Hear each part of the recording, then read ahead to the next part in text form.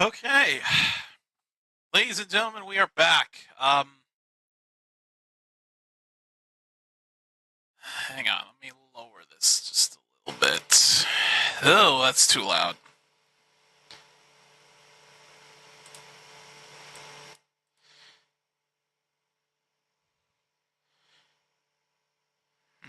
Let's bring it down just a little bit more. Okay, here we go. All right, we are back, ladies and gentlemen. It is time for week number 2 of the UFL season. And this week kicks off in Columbus as we got ourselves a little battle of red versus blue. We have the DC Defenders that fell to their old rivals, the St. Louis Battlehawks, in week 1, taking on the Columbus Aviators, who fell to the Orlando Storm last Sunday night in week 1.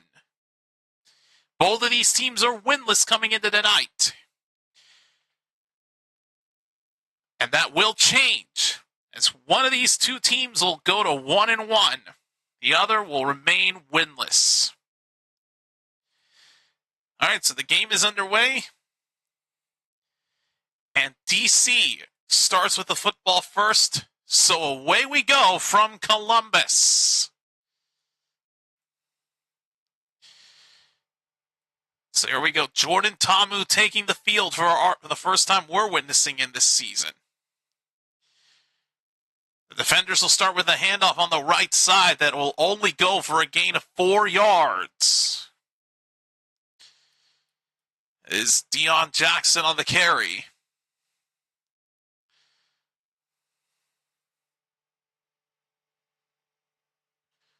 Brings up a second down for DC. We're just going to get right into it, folks. On second down for the Defenders, they will pick up a first down as the tight end moves the chains for the Defenders.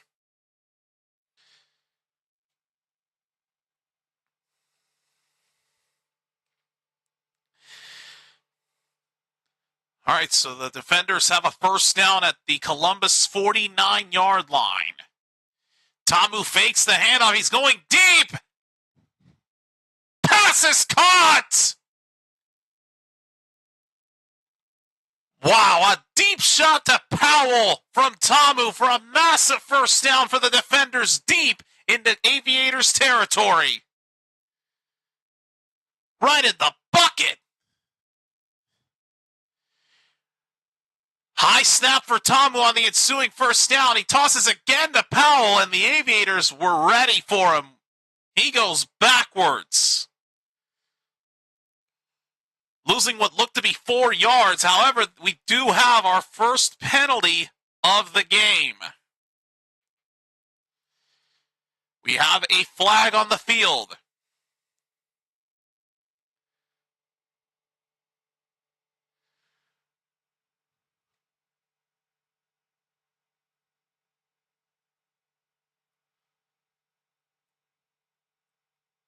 Oh, and the Aviators get flagged for unsportsmanlike conduct. That is going to be a half the distance penalty and an automatic first down, negating the tackle for a loss for the Defenders. Or for the Aviators. That's going to be a first down for the Defenders.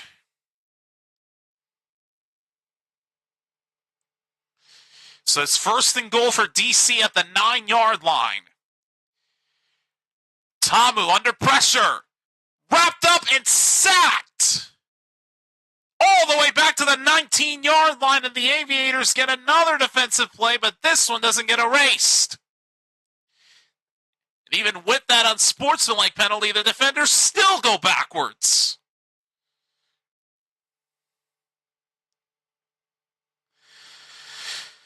Oh boy.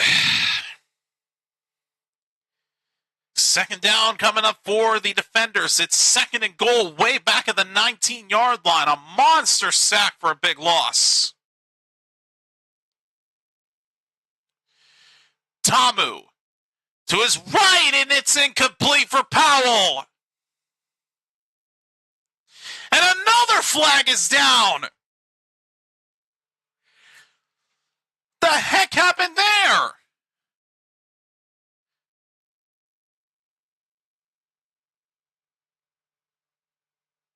Did they call pass interference on the Aviators, or was it a late tackle that was flagged?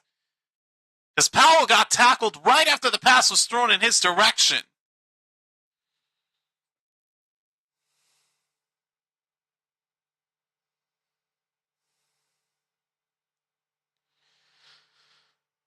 Oh, they're ruling that a first and goal by penalty. And man, another defensive play for the Aviators gets negated. They're back at the 12-yard line on a first and goal. Handoff to the left side. Brought down to the 2-yard line.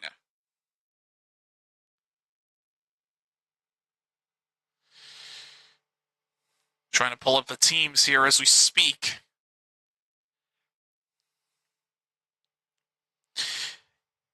It is right now a second and goal for the Defenders. Deion Jackson took it to the 2. He's in the backfield on second and goal. He gets the handoff. Jackson trying to get into the end zone. And despite all that effort, the officials rule him short of the goal line at the 1. Well, they held him out of it for a while. Jackson tried everything in his power to get it, but just could not.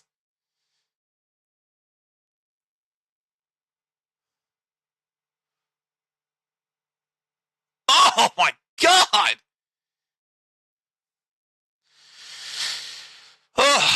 Here comes a third and goal for the Defenders at the half-yard line. Jackson again. This time he won't be denied. Touchdown, Defenders! Deion Jackson scores the first points of week 2. And DC strikes first.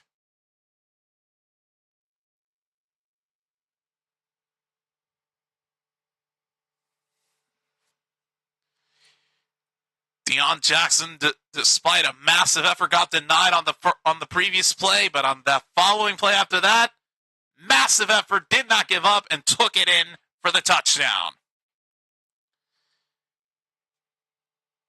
Now, here is Matt McCrane for the extra point. And McCrane's kick is... Oh, they rule it good. The way it was angled, it didn't look like it was going to be good.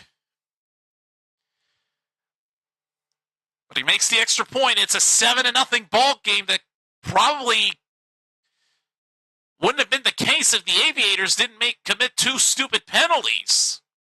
First, that unsportsmanlike conduct, that could have been avoided, and then the other one might have been unfair. Either a pass interference or an unnecessary roughness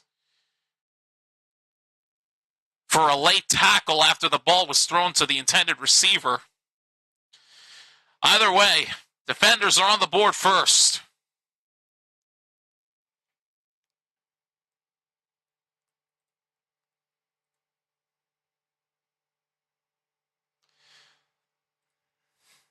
All right. Now, originally, Snark was not going to be joining me tonight, but he did inform me about a half hour ago, maybe 45 minutes ago,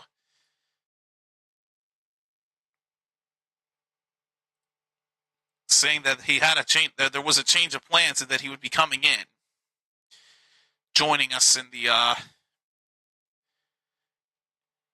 for the. Well, you know, he'll be hopping on tonight. Basically, is what I'm trying to say. Ugh. Clearly, I can't speak right now.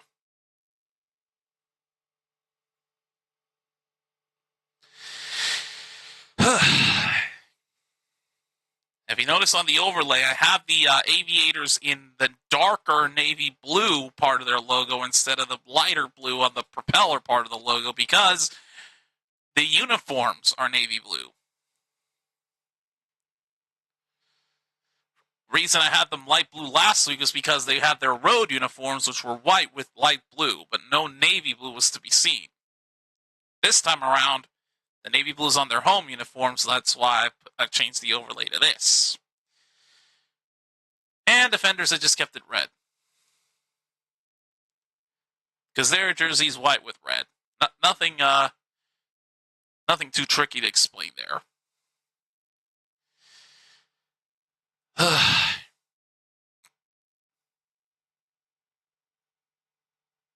course, they got to highlight the returning UFL teams as well as the ones that have been rebranded. And then the new teams.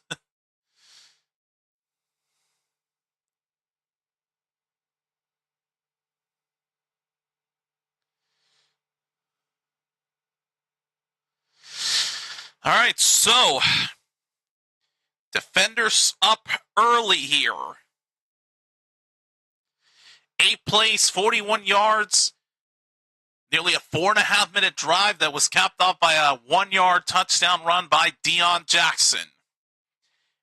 Now here come the Aviators as the kickoff is away. And it will go into the end zone for a touchback. All right, so here comes Columbus, led by Jalen McClendon. Last week against the Storm, 21 completions for 212 passing yards and 30 rushing yards. Attempted a valiant effort to try to come back against Orlando, but fell short because of those turnovers. 3 of them were committed that day. Hoping to turn things around tonight, as Columbus will start their opening drive of the game from their own 40-yard line.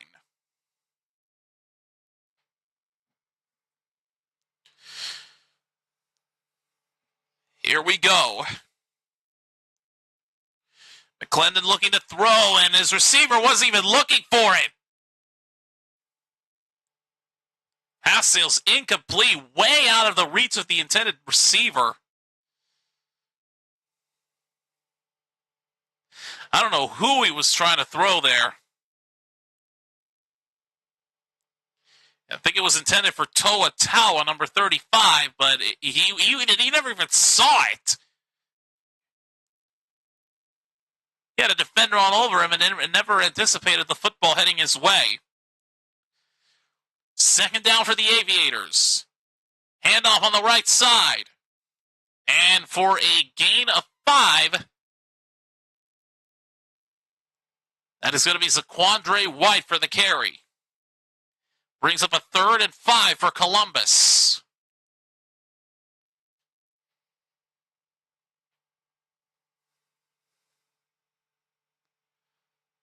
From the 45-yard line.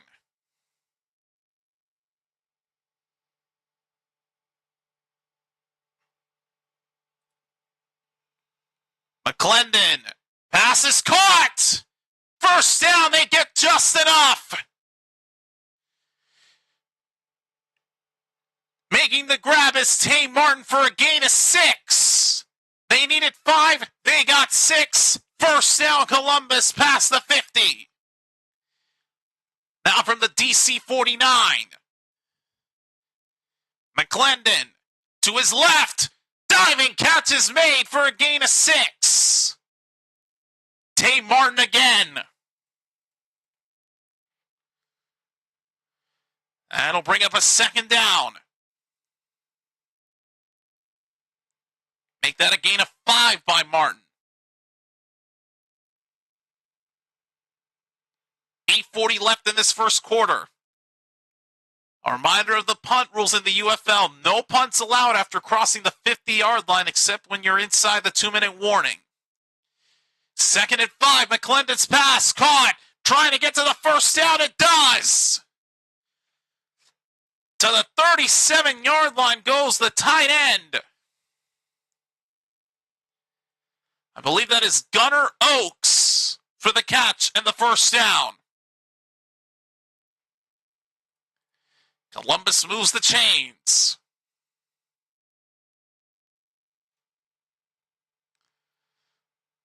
So again, coming into this week, both of these teams are winless. Both of them looking to try to pick up their first win of the season. First down from the 37, quick throw, broken up. Immediately batted down.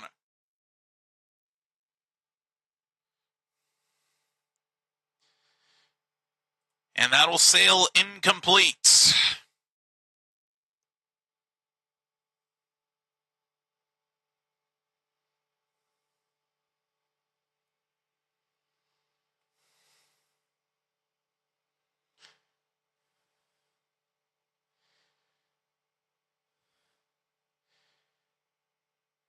Second down at 10. McClendon under pressure. Will try to run for it to the right side. Close to the first down marker. It's going to depend on the spot, but it looked like he got it. This should be a first down for the Aviators.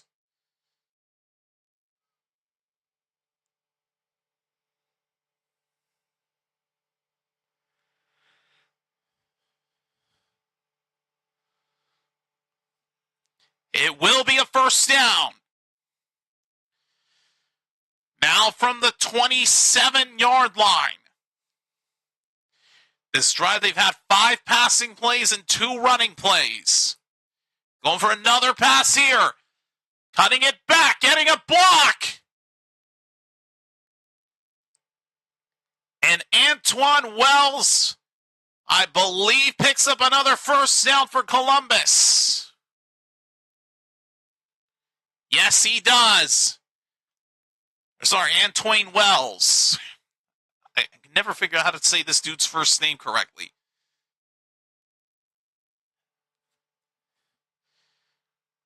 Coming up on 6 minutes left in this first quarter. Close up my snacks here. First down from the 17-yard line. McClendon's pass incomplete, nearly picked. Jalen Moore, the intended receiver. The Aviators are in the red zone right now. Last week in Orlando, 5 times the Aviators were in the red zone. They scored just 1 touchdown. Current drive about to approach the 5-minute mark. Second down. Handoff on the right side. White trying to get to the first down. He's going to be just short. Down to about the 8-yard line. It'll be a 3rd and 1 for Columbus. 5.5 left to go in this first quarter.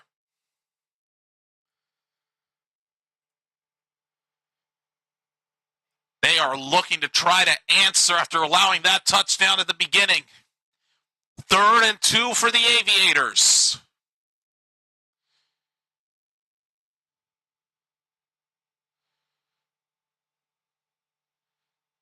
Give to White.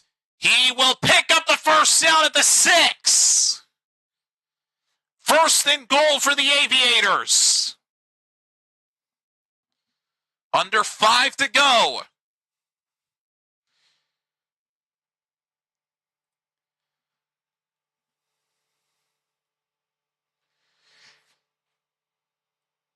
All right. Aviators looking to try to punch this in.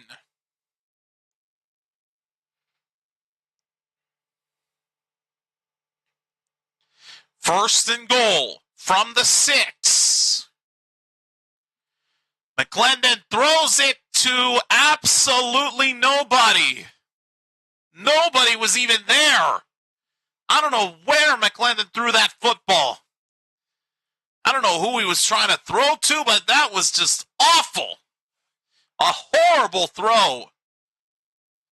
He's lucky that didn't get called for grounding. Literally no available receivers were there.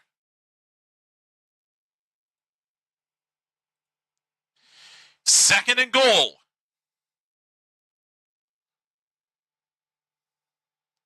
They just get the snap off in time. McClendon's going to run it. Jalen McClendon is in. touchdown, Aviators! And Jalen McClendon answers right back. Columbus is on the board.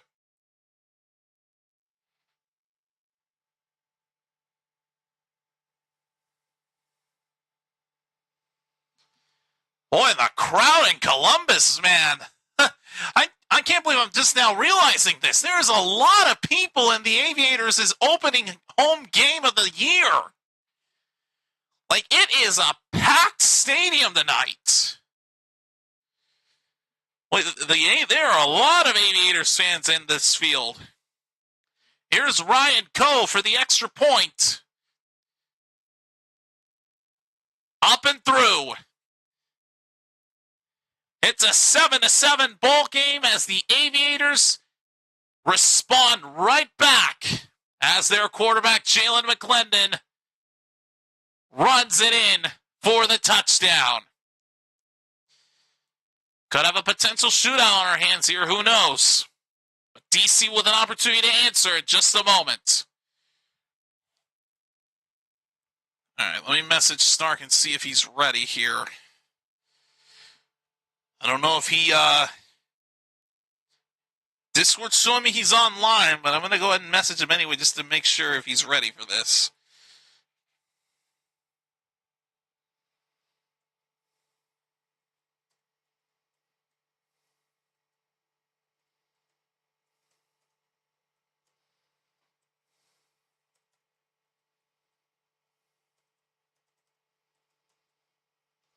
All right, just message him now.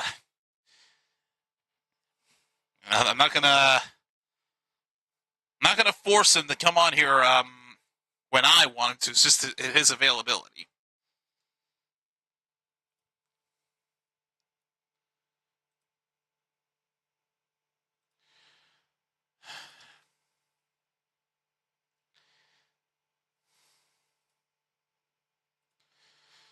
All right. By the way, guys, I will go ahead and make an announcement here while we are on a commercial for this game. My buddy CWA, you know him for creating our amazing overlays that we use every single year for the NFL and UFL seasons. But he is currently working on a new draft overlay that we'll be planning to use for this upcoming draft for 2026.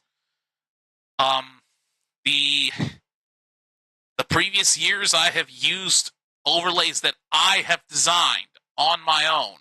If you recall the first one, we had like a scrolling name at the very top. It was just a design that I grabbed off a random website, and then the following 2 years after that, he created a simple overlay for team needs and the players in queue, but I still had to create a bunch of things on the previous overlay for the draft. But this year, he is doing everything.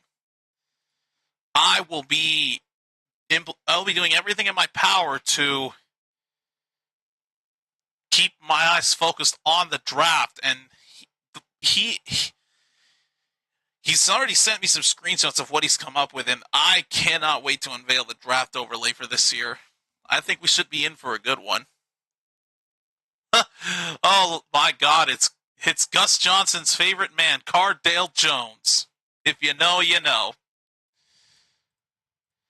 All right, here is the kickoff to the Defenders, and it will be down at about the 26-yard line.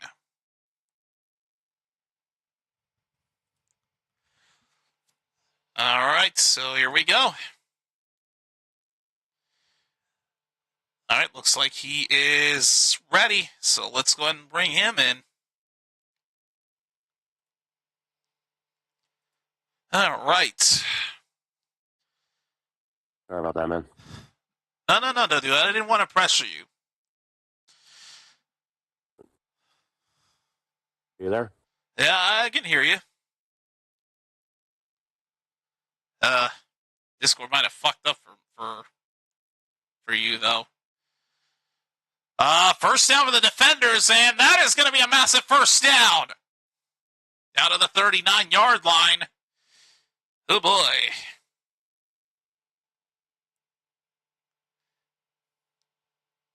I think Discord fucked up for you, dude.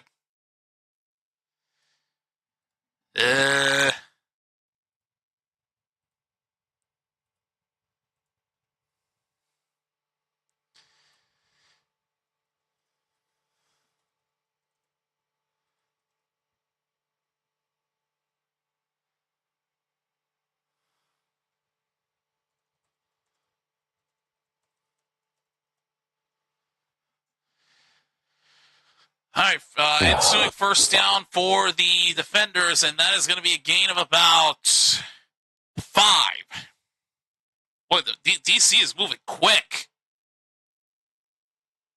Never ready for this, man. Yeah, he's running into some technical difficulties, folks. Just bear with me. I'm going to try to call this drive while he gets his...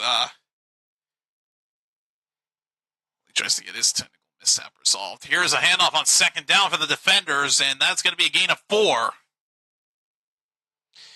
Abram Smith with his first carry, but he's still going to be short of the first down. That's going to bring up a third down.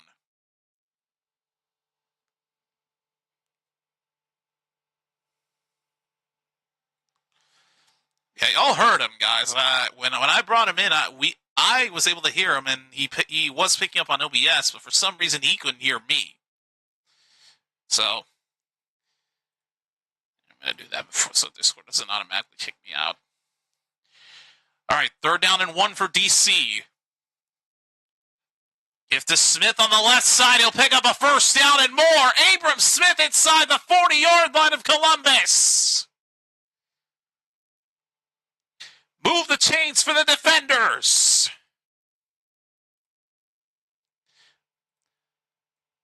All right, let's try this again. He has rebooted. Hopefully this has fixed itself.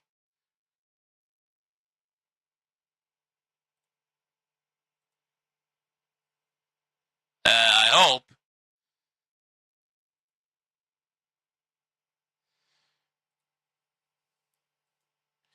Oh, wait a second. First down and a gain of 4, and now a flag down. Okay, I hear you now. Okay, we're good now. Whew. I got worried for a second. Yeah, it was like everything was going wrong today. Last week, everything went wrong for me. Now everything's going on for you. Yeah, first I had a bill just popped up that I had to take care of. It's fixed. And secondly, I found my Fox One needed to be reset, so... But that's taken care of for the time being. All right, now we have a flag down for some kind of a heinous act by the Aviators. Let's see. And I see they're running more this time, which is a good sign. Oh, unnecessary roughness on the Aviators. What happened here? I don't know. I'm about to see. Oh! As Tamu was sliding on the run, an Aviators player goes in. I don't know. Does that look like he used his shoulder? Well, I still got the refs talking, so I'll find out soon. That is going to be a first down for DC in the meanwhile. We're in the final minute of the first quarter. Handoff up the middle, a gain of 4. Let's see. That is Xavier Valade for the gain. Yeah, that's more shoulder, but it just barely brushed helmet. That's probably what they called it on. And they ruled the penalty there. It was just weird. 2nd and 6. Tamu throws to Valade. Valade trying to pick up yardage. Oh my God, he got tossed. Gain just 3. All right, I'm going to say it's about Fox. On one side, I'm glad they're not using the crappy NFL bug. But 2, the way they're showing the clocks, it looks like they're shooting a camera on them like they did back in the 80s. You're telling me. It was worse when the game had started. I don't even want to go into detail, but either way, Defenders are going to have a third down as the first quarter is over. We have a 7-7 ball game. DC looking to punch it in after allowing Columbus to respond after that opening touchdown.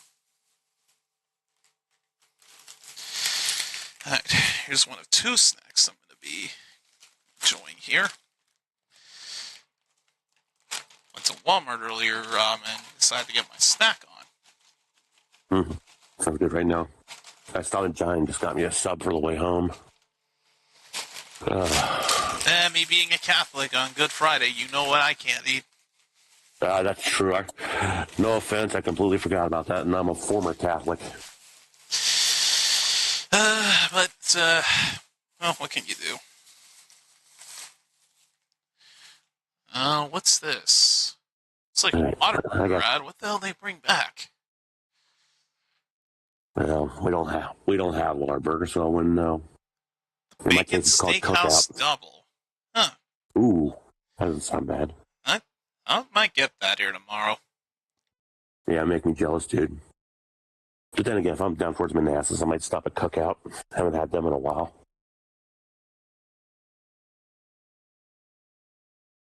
All right, I gotta check something here. Apparently, GoodX sent me something I need to watch later on.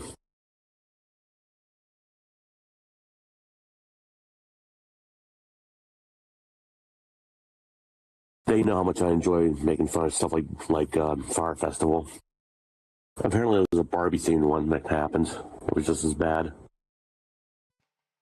The heck? Yeah.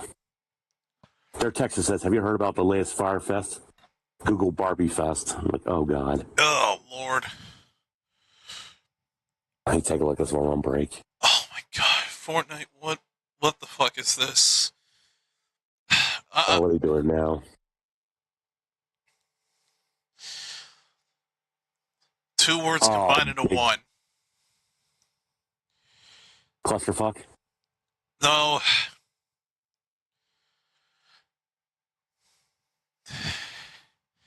They've got two characters named, I think.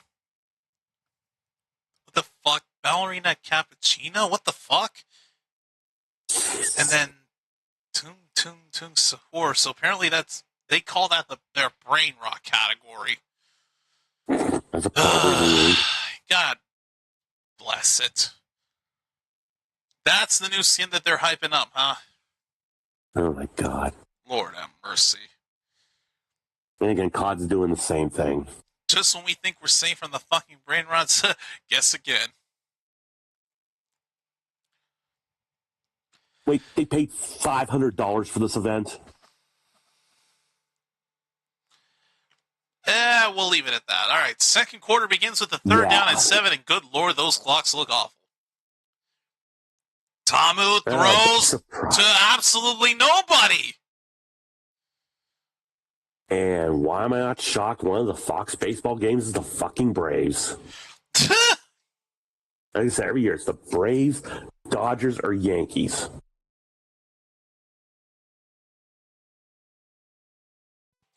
At least as far as baseball is concerned today, I ended up happy. Horrible throw by Tamu is going to set up a 35-yard attempt by Matt McCrane. Made the league's first 60-yard attempt last week against St. Louis. 35 yards out. This kick is right up the middle. And the Defenders lead it by 3. What the fuck was with that throw? It was god-awful. There was nobody fucking there.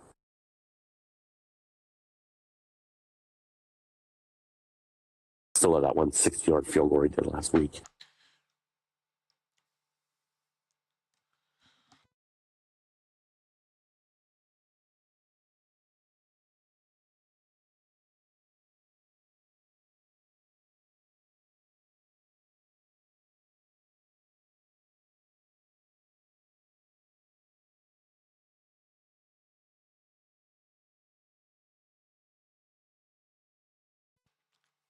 Oh, we got more RE tonight, don't we? Barring anything, barring any setbacks. Now, here's a question I had. Earlier this morning, I saw she posted a message on Discord. And it was at, let's see, what was it? What channel? There was another general one. Hang on. Maybe not. I barely saw it. It was like when I woke up. Oh, here we go. It's under vids. This is at 5:46 a.m., which would be 2:46 in her time. It says in advance of tomorrow's RE9 stream. So I'm going to assume it's going to be 10. More than likely, it will be happening then. Oh, by the way, when did you play Use Your Words 2? Oh, that was for my other channel that I run when I run game shows. It was a series I brought back for the game show server I'm a part of.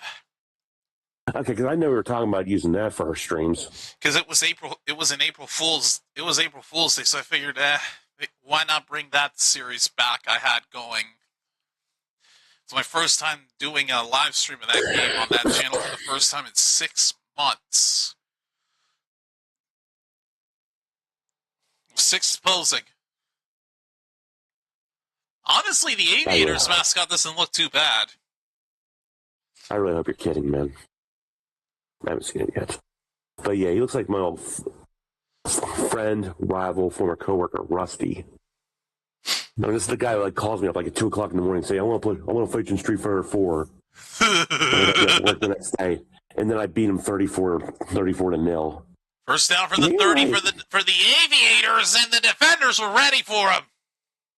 He's going backwards. Yeah, I hate to say this. I feel like Columbus went to a furry convention.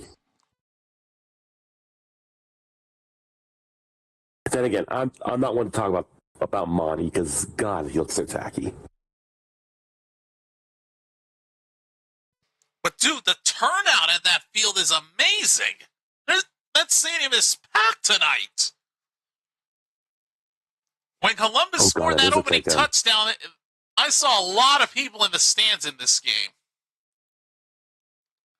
2nd and 14, pass is going to be caught by Gunnar Oaks, but he is only going to get the yardage that they lost right back. It's going to be a 3rd down and 10. I forgot they said they're doing a lot of local people when they draft. Because Henrik Virginia is not far from here. But yeah, there are a lot of people in that field in Columbus. Damn, Johnny, you can at least get me some dressing with this, for Christ's sake. Yeah, forget my blasphemy, but... 3rd and 11, yeah. McClendon. Running it on the left side, and he's gonna get it! Fuck. First down at the 42-yard line! Fuck. That is a hell of a turnout. It is packed. That's damn near St. Louis levels of fan support. I know. Where was fucking... what was that game we saw last week? Those Lieutenants was almost non-existent. Was it the opener with the Kings? Or was it the Storm? I'm trying to say the Storm, but they claimed they had 11,000 people there. First down, they hand off with a flag down. That is going to be John Lovett on the carry. But now let's check the flag. And the defenders are pissed off because they think it's on them. It wouldn't surprise me.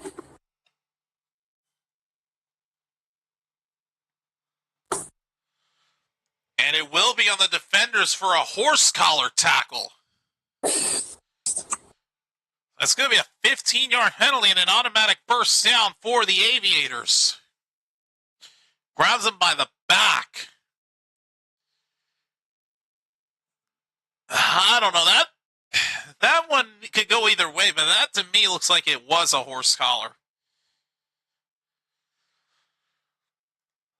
Oh, good God. I didn't realize they had the most penalties in the league. 12 of them last week. Mm-hmm. My God. Penalty puts the ball at the DC 41. Hand off to Lovett on first down. He's not going to get more than a yard. Better yet, more than half a yard. Good Lord. Yeah, that's a one-hand horse collar.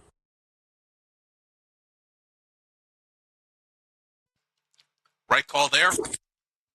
Mm-hmm. That one hand's clearly pulling down.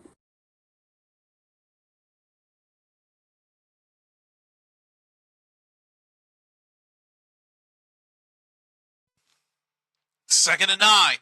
McClendon to his left. Going to try to run it. This one won't work as well. Ruled down for a gain of just 3.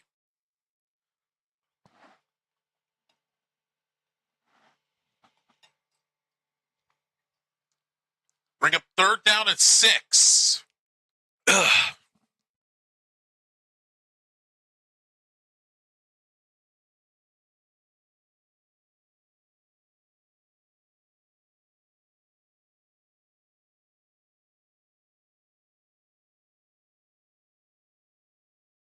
I was ready to stay back and try to go for a 4-point field goal. 3rd and 6. McClendon's pass is caught and not enough. Tay Martin is going to be just short. That's going to bring up a 4th and about 2.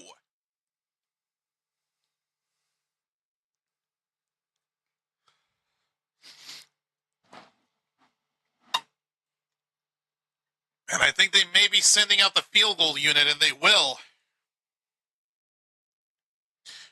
Here is Ryan Coe. Official distance on this field goal attempt is 51 yards to tie up this game at 10-all.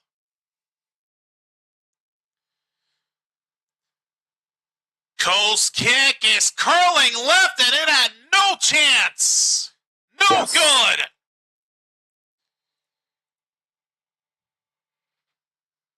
It sailed wide to the left, and it never curved back towards the uprights.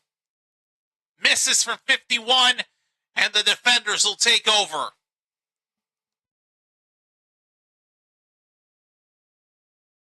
Of course, just a moment.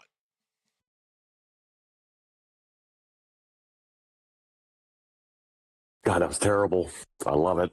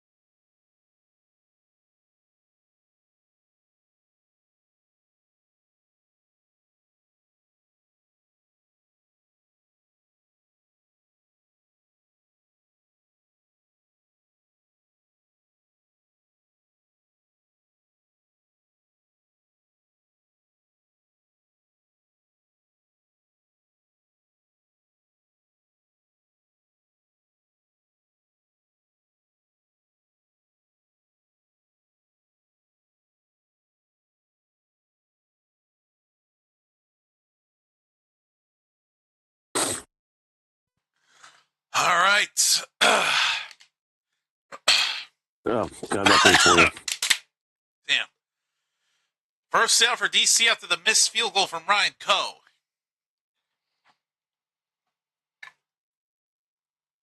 Tamu keeps it on 1st down, brought down to the 42-yard line of Columbus. God damn. Oh, buddy. Oh, just a heads up. Remember you said you wanted to have GoodX on a stream sometime? Yeah? I talked to them, and they said, even though they don't follow the UFL, they'd like to get on, but it won't be this week because they're planning a lot of stuff for Easter, which is ironic considering that's they're all right. atheists. But their actual words were just to remind me when you're on next week. And god damn, that's a good game. Very good game by Tamu.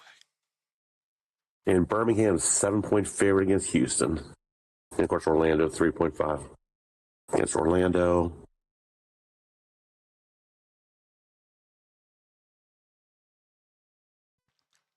Gain of 5 on first down, 2nd and 5, another handoff, a gain of 4. Whew. Okay, tomorrow night's on ESPN. Are you going to be able to do that one? Which one? Tomorrow it's ESPN. I think it said Birmingham and... I'm going to try to do all of them if I can. Okay. Because then there's one on NFL Network. I don't know if I have NFL Network. I'll have to check that. If not, I can get that. I've got an NFL account, so I can just renew it for 1 month. I know a friend of mine loans me 3rd and 1, and they will not get it. Fuck. Stuffed up immediately. God damn it. Ugh. And if I remember, there's also a Tuesday game, right? Yep. So we have, so tomorrow's is on ESPN, Sundays is on NFL Network, and Tuesdays is on FS1. All right, I'll have to check that. That last one I might need you to cover for me just because I don't plan on getting 2 subscriptions. DC's going to go for it here. 4th down and 3. Oh, no. Thomas pass is caught by Powell. First down. Well, holy shit. They actually got it. Ugh. Ugh. Why did I choose to eat these spicier chips while calling this game? Yeah, sometimes that's not a smart move. I like spicy, but come on. Let's see. Fucking nose is getting stuffed up. First down for the 30. Handoff. Dives forward for a gain of 7. Well, at least they didn't gas out in the second quarter like last week. Jesus. Valladay on the carry.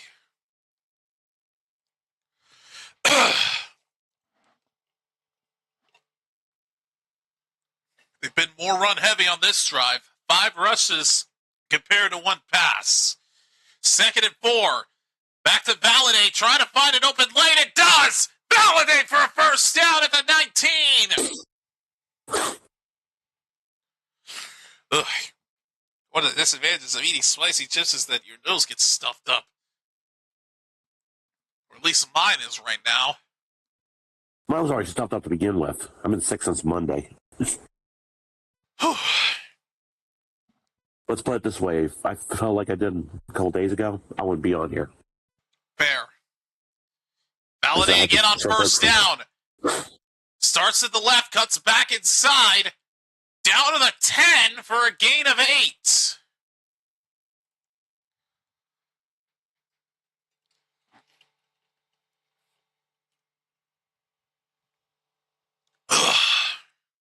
Last week the Defenders had 73 rushing yards per game. Tonight they're at 99.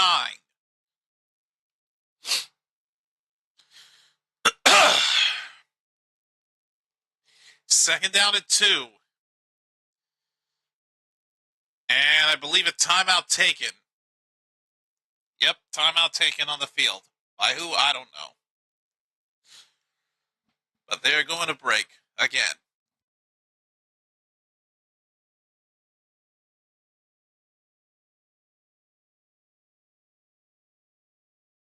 And that's a huge improvement. 100 yards compared to 73 last week. And this is just for the first half.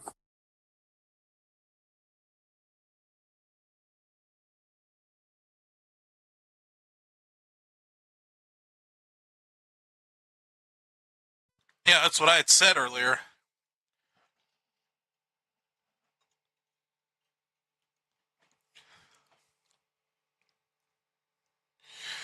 So, what, were they pass heavy last week?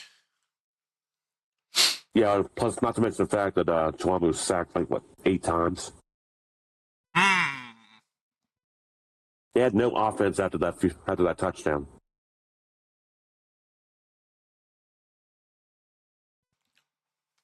Huh. That's an interesting thing Dairy Queen's doing. Saucy tenders. barbecue sauce, and weirdly enough, their gravy. It sounds disgusting, but I wouldn't mind trying that, actually. I assume. Gravy glazed tenders for Texas DQs. I wouldn't mind eating that. They got that here too. I just got the ad. Doesn't look bad. Usually I don't get DQ. I'd give that a shot.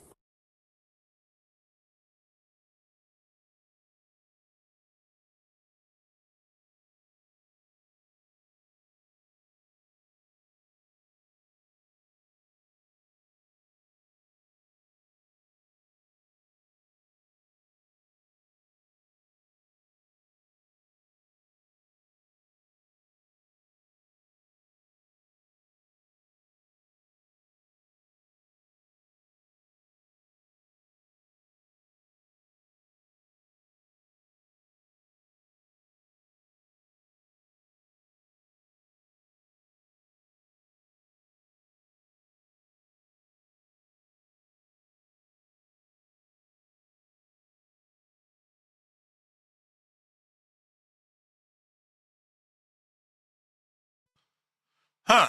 They had a stoppage all of a sudden because no timeouts were used.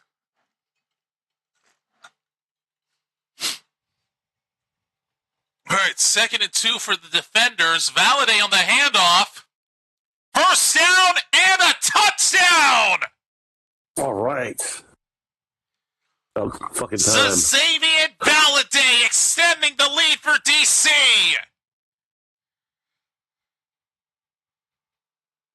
Wow. They are definitely turning things around after week 1 for sure. I think both of their touchdowns have been rushes. First, I believe it was Deion Jackson on a 3rd and 1 or 3rd and goal at the half-yard line. And now, Valladay. Both of the running backs have scored the 2 touchdowns for the Defenders tonight. Now here's McCrane for the extra point. Yeah, I think the Aviators jumped. And the kick is good for the moment. Flag is down. I believe this is going to stand as a successful kick. Unless they decline and decide to go for, or they could try to go for 3. No, they just take the extra point. Okay. Still, that's got me wondering if they got the penalty and they accept that, would they push? I mean, since the 2-point play is already on the 2, would that push the 3-point play closer? Had they accepted it, they probably would have. They'd probably put it like at the. They'd probably put that at the 2-yard line. Then. And then the 2-point would be at the 1.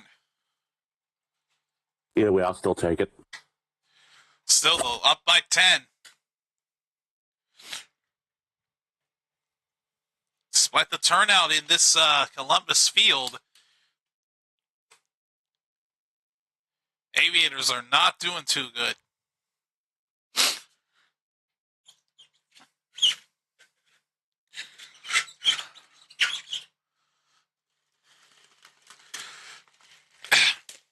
Come on. Stop being frozen together. Ugh. Ugh. Fuck.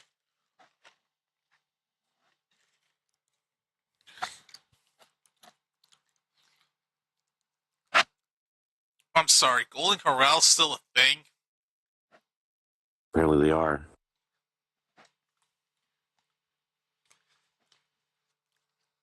Thought they went bankrupt. What the hell?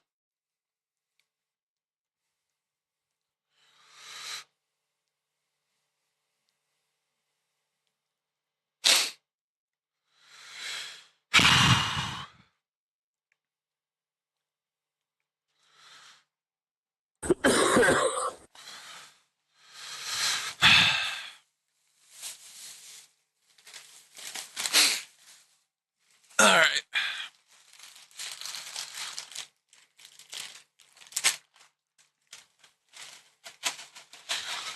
Okay, so well, while we're waiting here, You did say the Goodix could make it next week.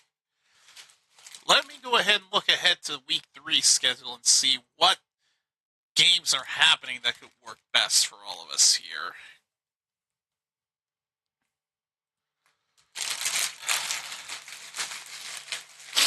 Because we might have a, for the first time ever in this game,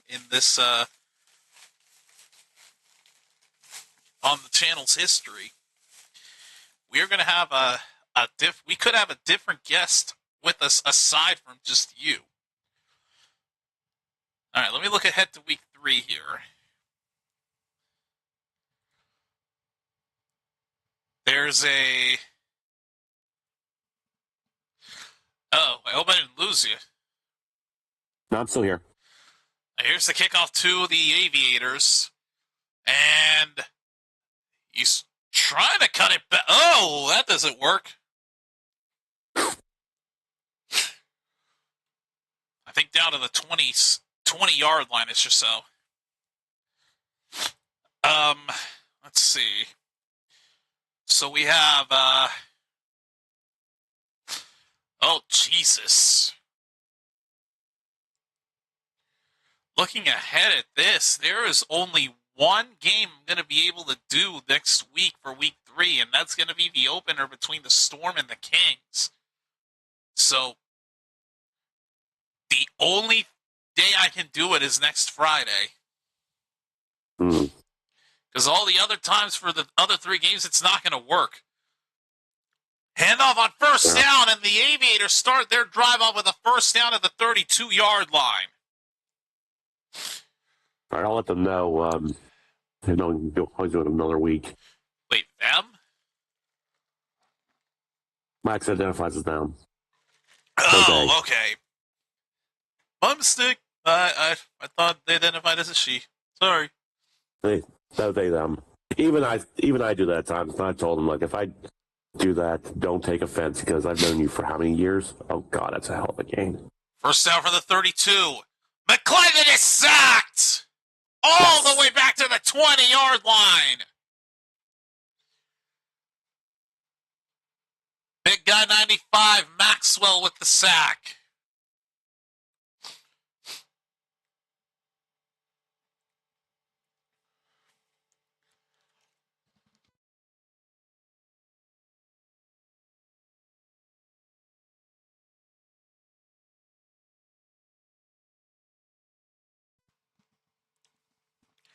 Loss of 8 back to the 25-yard line. McClendon is going to run it, and that doesn't work. I'm loving this. If anything, he might have picked up only 1.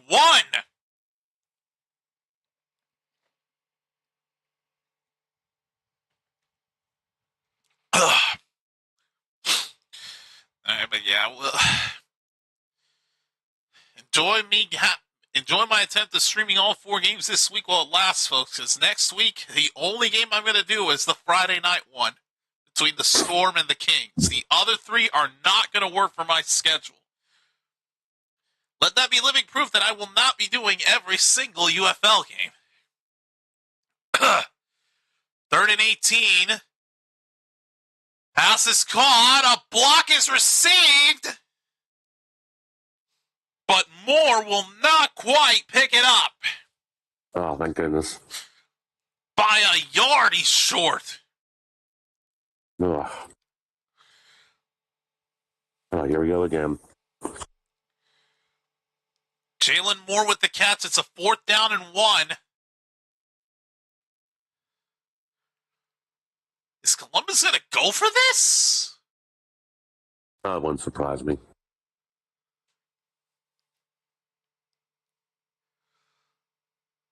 I'm sure they're going to make it too. It doesn't look like it because I think a timeout was called. The Defenders used their first timeout. Well, it's getting close to the 2-minute warning, so I guess that makes sense.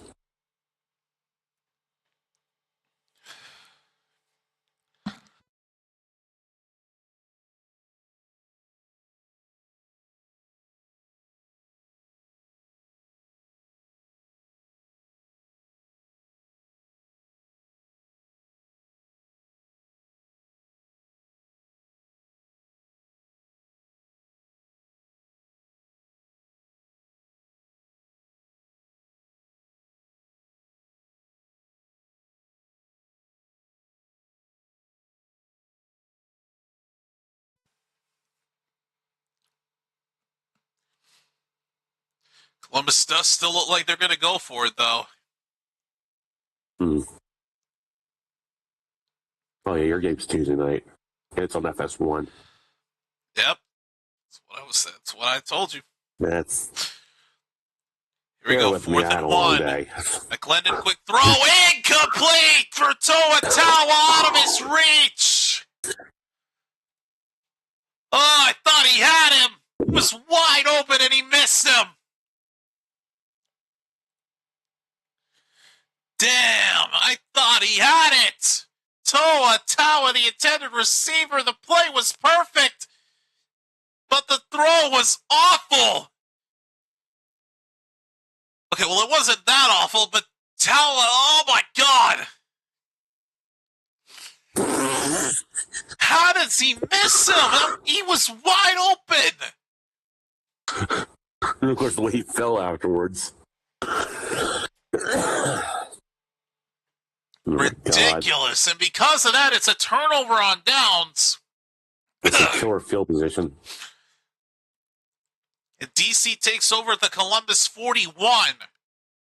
Here's Tom who throws. It's caught. Oh, what a throw. Deion Jackson with a massive play for the Defenders.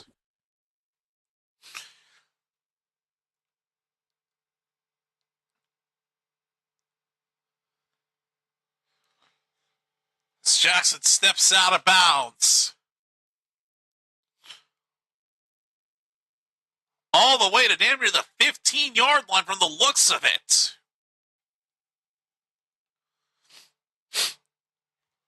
That was a beautiful catch.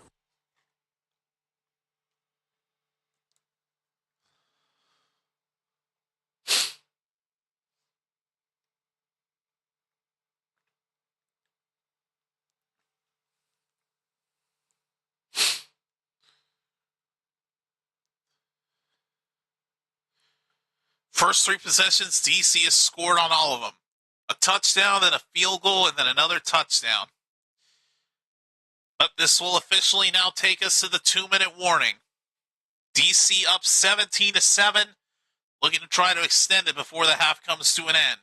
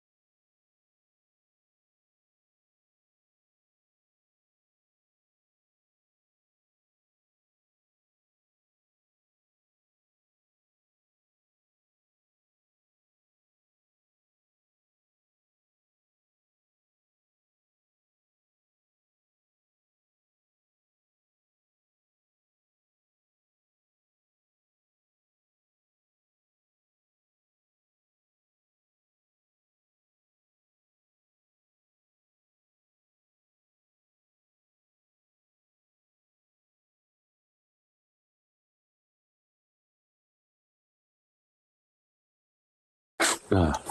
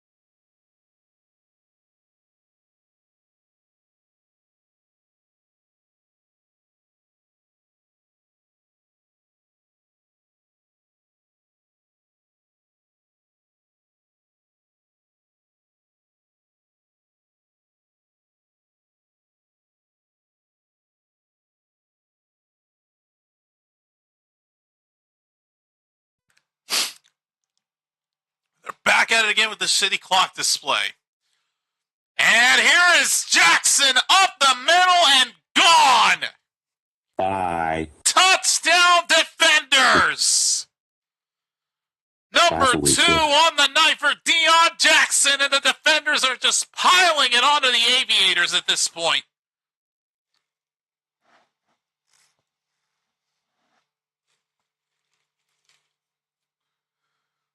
Wow.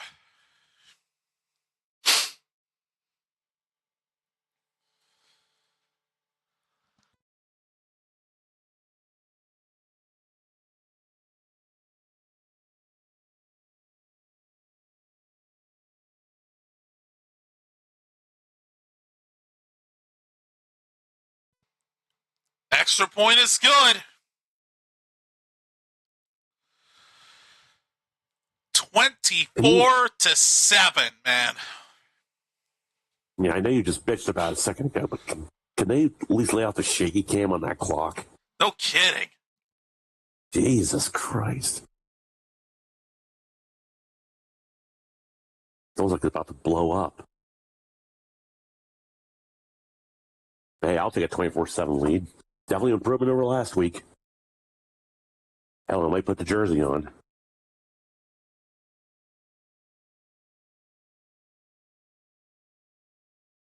I wouldn't.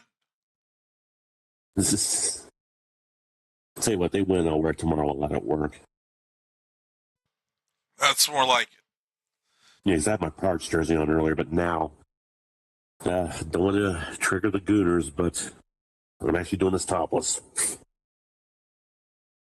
I'm not going to be like, go know it's Alex and show myself on stream.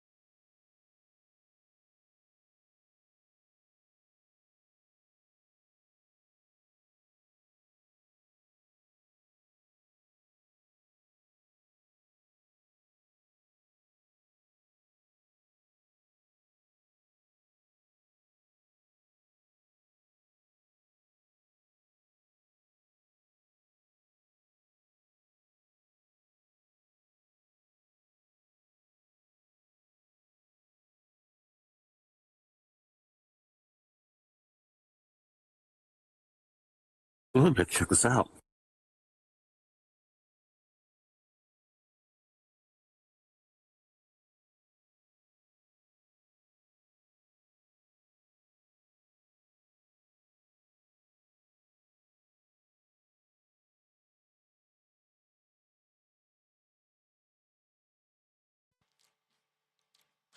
Let's see, 24 points, 183 yards total, 113 rushing yards, all in the first half tonight. Yeah, talk about hell of an improvement. My God, here's the kickoff. Oh, what a hit! Oh, gets blasted at the 21. Saquandre White took a shot. All right, I gotta see this. I need to see this again. Boom! My God, what a hit! Woo-wee! Oh, that's pretty beautiful. Ooh! Spear immediately got up, so it thankfully didn't hurt him, but good God. Goddamn. From the 22, right now. McClendon throws, passes caught down to the 29. I can hear Chisel Adonis right now. He got sent to the Shadow Realm. Not where I thought you were going with that, but I'm glad you did. I've actually watched a bunch of that lately. What Some stuff he's done. I'm sorry. I gotta change the topic for a second. What kind of a throw was that by McClendon on second down? Yet again, he threw to absolutely nobody.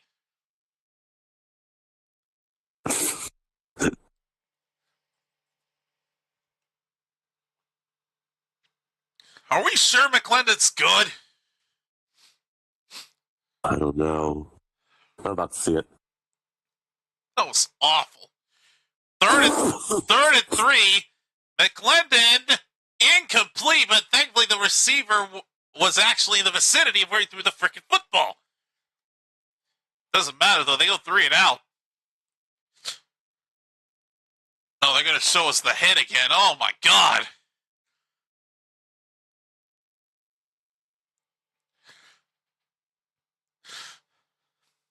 Remind me who the Defenders coach is again? Shannon Harris. He got fired up after that big hit. As he should be. Just like he was when we were all chanting, remove the tag, remove the tag. 4th down and 3. That was worth braving the heat. Here's the punt. Oh, he fumbled the return. The punt returner muffed it. It's live. The ball is on the ground. Who's got it?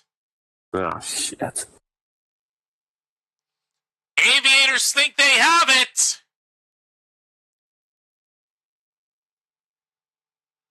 Still haven't seen an official signal yet. I know it's celebrated too soon. Let's see. Off the hands of the returner, it does become live.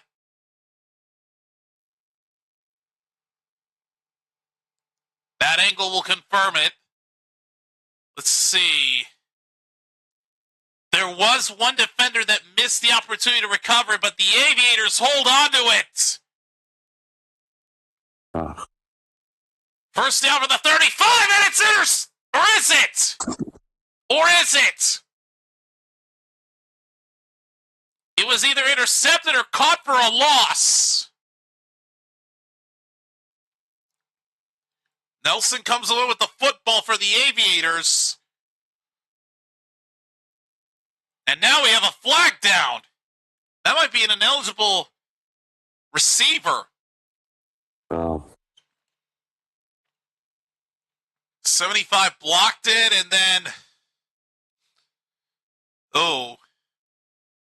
I don't think Nelson was an eligible receiver.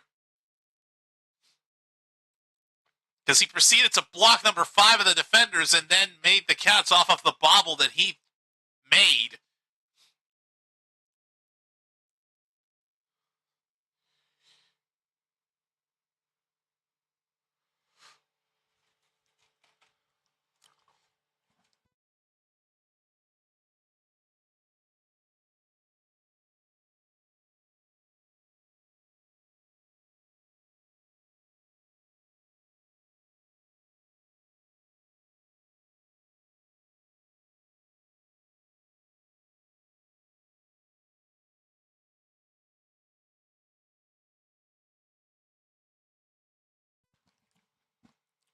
Officials are still talking about what this could be.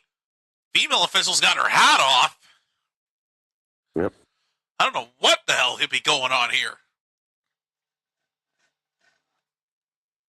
Oh, there is where the flag came in.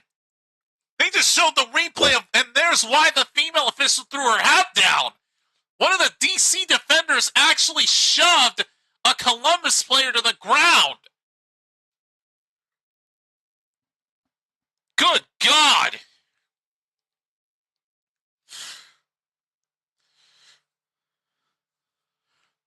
They might be talking about whether that defender might get ejected. He straight up just shoved him. Oh, yeah.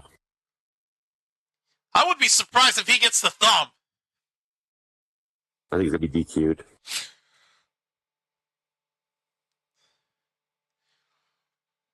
Like, it wasn't an altercation or anything. He just straight up shoved him for no reason.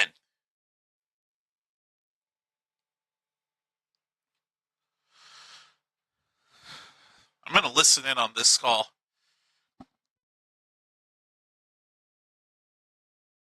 I am too. I'm going to mute you. Yeah, I'm going to mute you right now so I can hear this.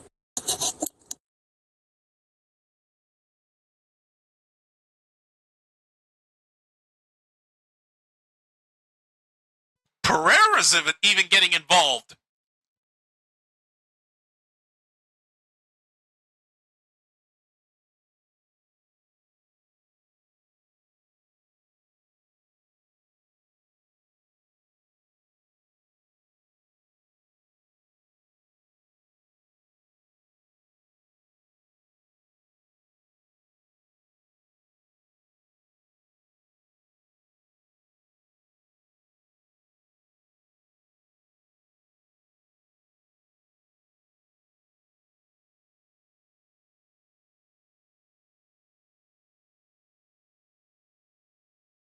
So there were actually 2 fouls, both on DC.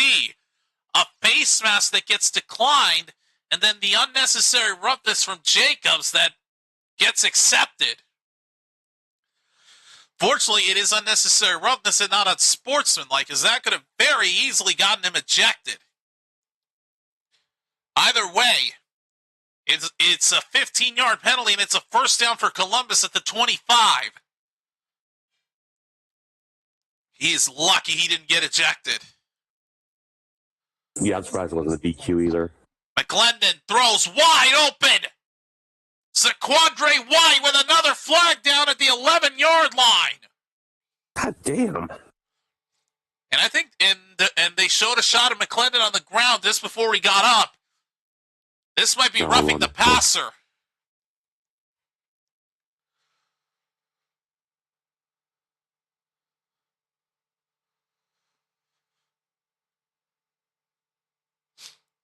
This replay will confirm it. Oh, that's roughing the passer. Good God. Applied his full strength on him.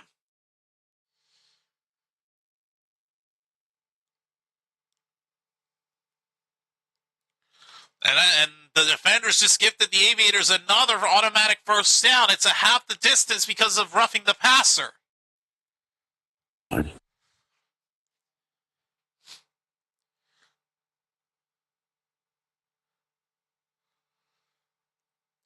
Meanwhile, the DC sideline is going crazy.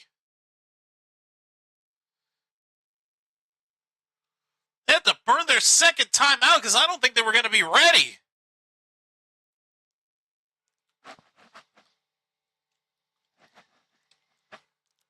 That might be the defensive coordinator on the sideline that was going absolutely bonkers.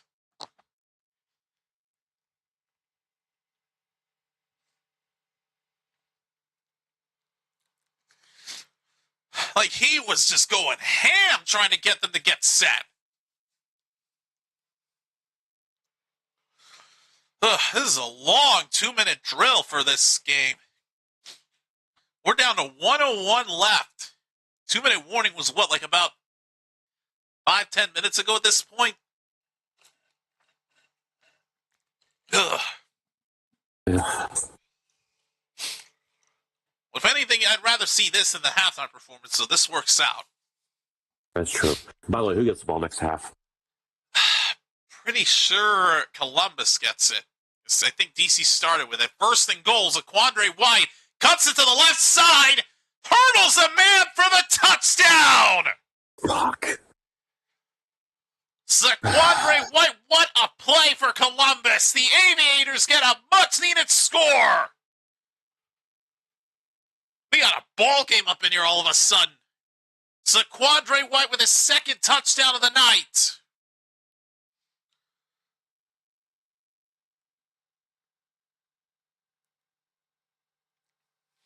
Got around all those defenders and then hurdles well, I don't even know if that counts as a hurdle, but he jumped over a defender tackle for the score.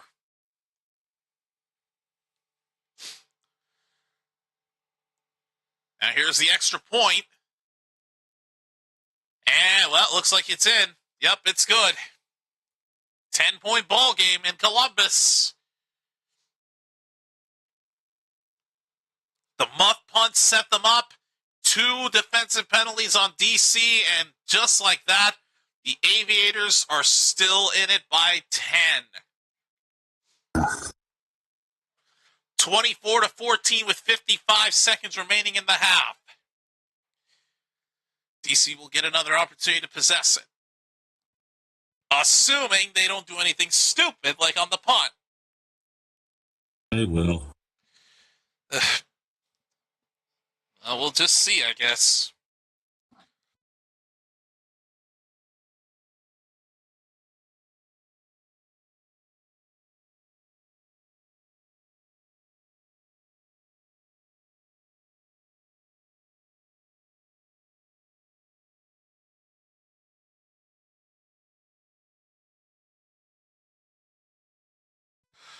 Whew.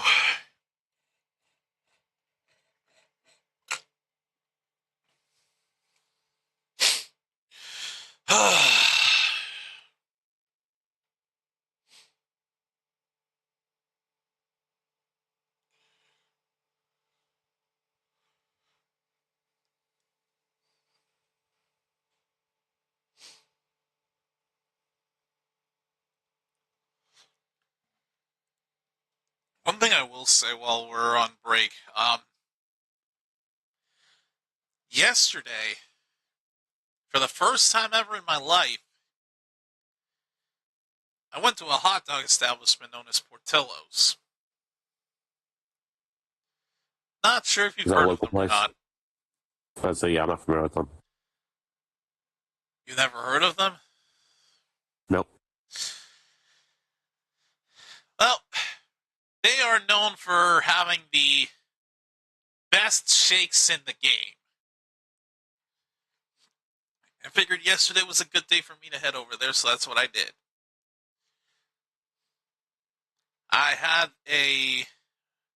For the meal, I had a 6-piece of their tenders that included their sauce flight. It's basically 5 dipping sauces in one. Standard sauces like ranch, barbecue, tangy sauce, or as they call it, comeback sauce, and honey mustard. But the last one was unique to them because it's the sauce that they use on their hot dogs. It was like a combination of their cheese sauce that's traditional with jalapenos, I think, mixed in.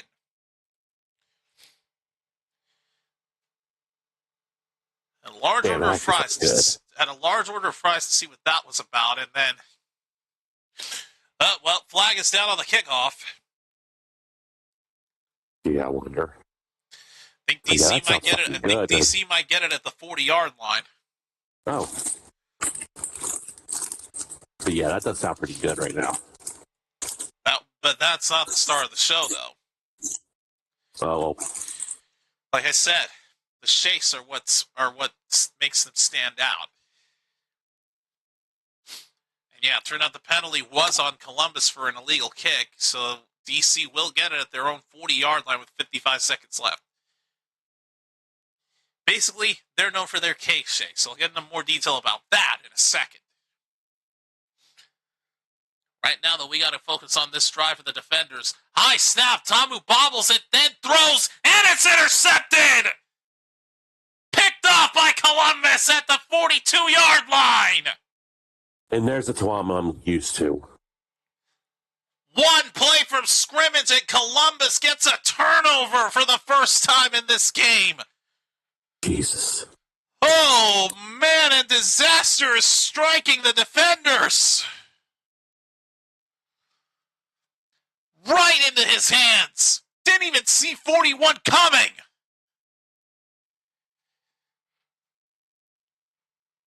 Lost to number 41 with one of the best interceptions I think I've ever seen in the UFL.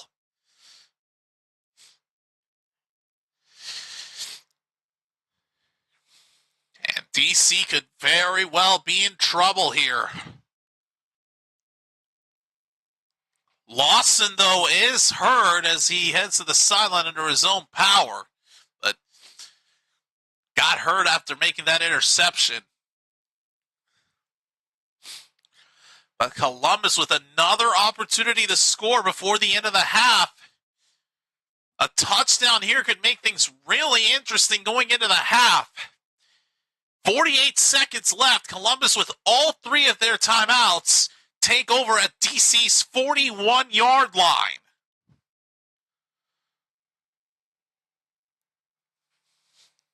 On first down, give up the middle and only for a gain of 3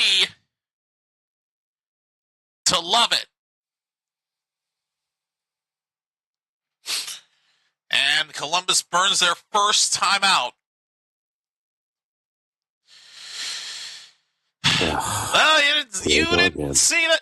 I don't think you saw that one coming. No. That's why I said not to get hopeful about that jersey, because. Yeah, but you know me, I'm used to meltdowns. Right. While they're in timeout, I will go ahead and bring up the cake shakes that Portillo's is known for. They have this limited time thing called a birthday cake shake. Basically, how they make it, they take a slice of one of their what is deemed to be the best cakes in the game, because apparently Portillo's is by far the best baked cakes in the restaurant game. Period. And second and 7, and that one is intercepted. They give it right back. Well, I'm not going to celebrate yet. Do you know what's going to come next? Kid number 26 with the interception for DC. Bad throw by McClendon, and both teams exchanging interceptions here.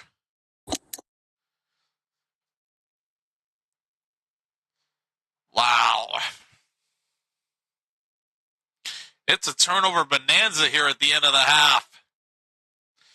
First, Columbus gets a turnover when opportunity strikes, and then they give it right back to them, blowing that opportunity.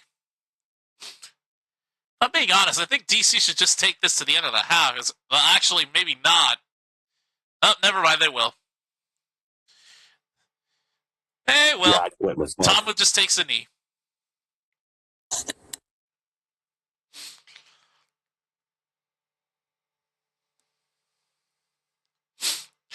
So that will go ahead and bring us to the end of the half.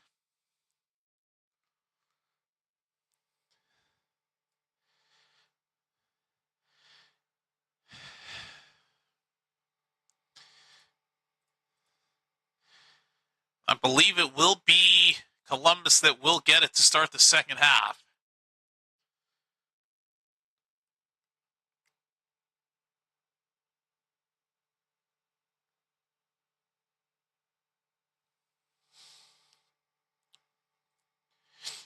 Either way, though, we are now at halftime.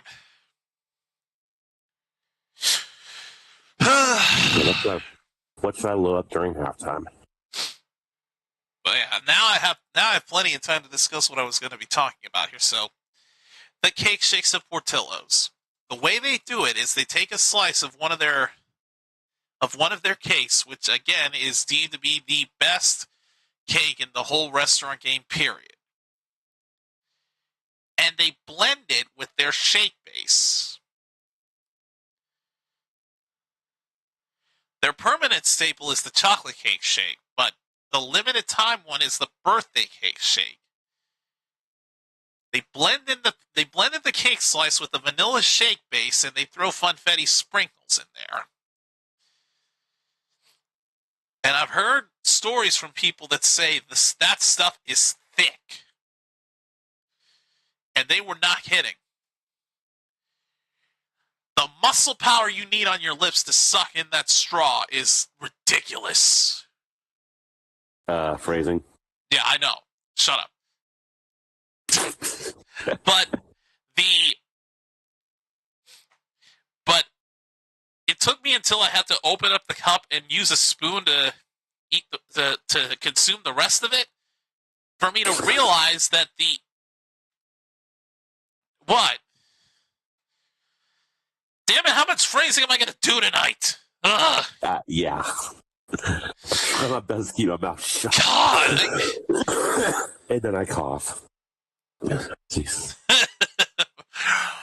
Anyways, it took me until I had to open up the cup and eat the rest of the shake, or drink the rest of the shake, I should say, for me to realize that the cake is actually at the bottom of the cup and the shake is is like filled up the rest of it. I had to dig through the stuff with a spoon, and it was a struggle, but my God, was it worth it? The birthday cake base at the bottom with the vanilla shake combined.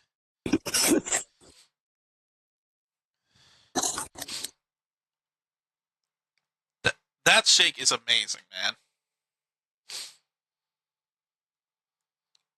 I did not try the chocolate cake one because I didn't want to have both shakes at the same time. Yeah, that'd probably kill you, dude.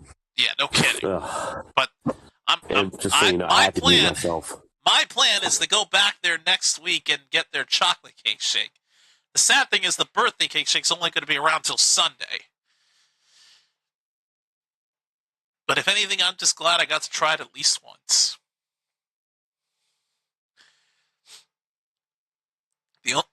And it turned out that there happened to be a Portillo's location like about 25-ish minutes from where I work at my campus. So it was the Arlington location that I went to. Which, for those that don't know, is the same city as AT&T Stadium. So let that be a hint to you. But yeah, either way, I did not try any of Portillo's hot dogs or their burgers. I went right to the chicken tenders because they had a sauce flight that I wanted to try just to see what their sauces were like, and they did not disappoint. But okay, I'm checking this place out to see if there's any locations near me, but I don't think there are. It's a toss-up, honestly.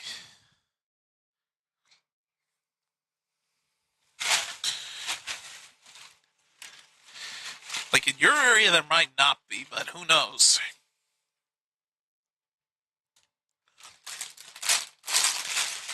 Again, though, they are mostly known for their hot dogs. Which, again, I didn't get a chance to try.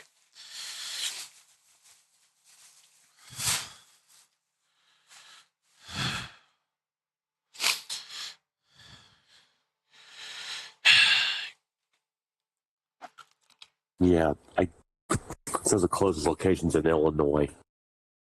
Ouch. Yeah. Maybe I shouldn't have brought it up if I knew that. That's okay. It's like if I bring up Cookout, because I don't think you have that where you are.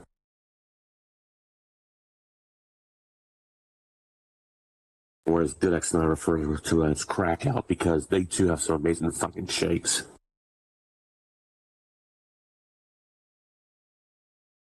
I mean, how good their food is. It's also cheap as fuck, man.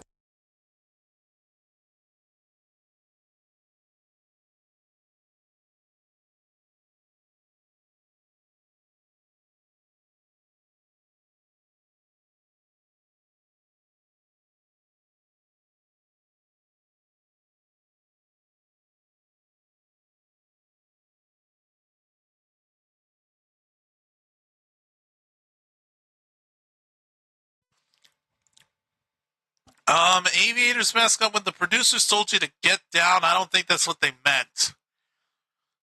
I don't even want to ask. It's not anything inappropriate, but one of his dance steps was he just bent down like Have you heard the song "Shout" before?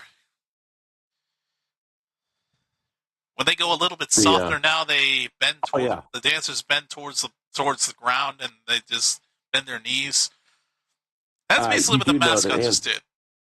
I would say you do know that National Lampoon's Animal House is on my list top 10 5 movies of all time, and that song is heavily used. I've actually met Otis Day because he performed at my college campus a few years back. Oh my God, dude! Yeah, it was fucking awesome. Like I said, Was Shell The way I performed in remember, that performance? oh yeah, I figured. and yes, we gatored at the end, kind of like in the movie. Oh, wow. Yeah, it's like if I'm like on my top 5 list, number 1 will always be Goodfellas. That will never change. Number 2 is Animal House. Again, will never change. Then I also have, let's see, like on top like Top Gun Maverick, which I still can't believe I would ever give that film a perfect 10 out of 10 to, but it's that fucking good. I just wish I could remember the other 2.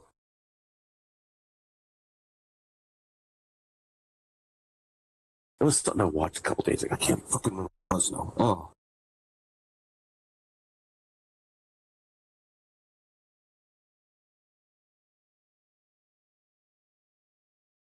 I have to go back to my YouTube history and see what it was because I was watching one of the Cinema Wins episodes on it. Let me do that.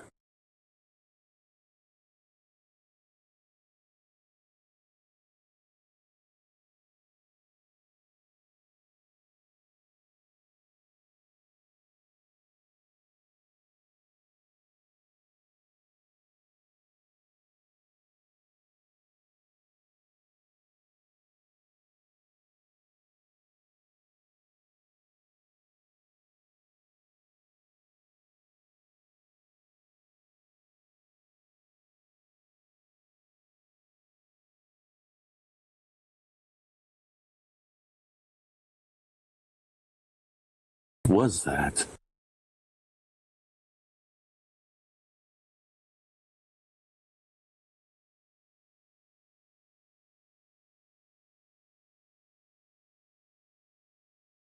Oh, that's right. It was Slapshot. How could I, as a hockey fan, forget about that?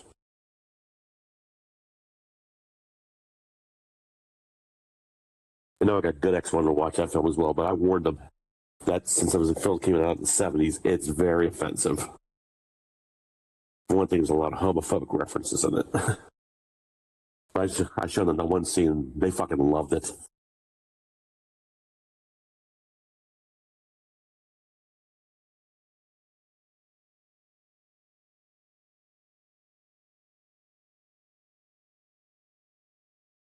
Oh, oh, it's like Mel is streaming tonight.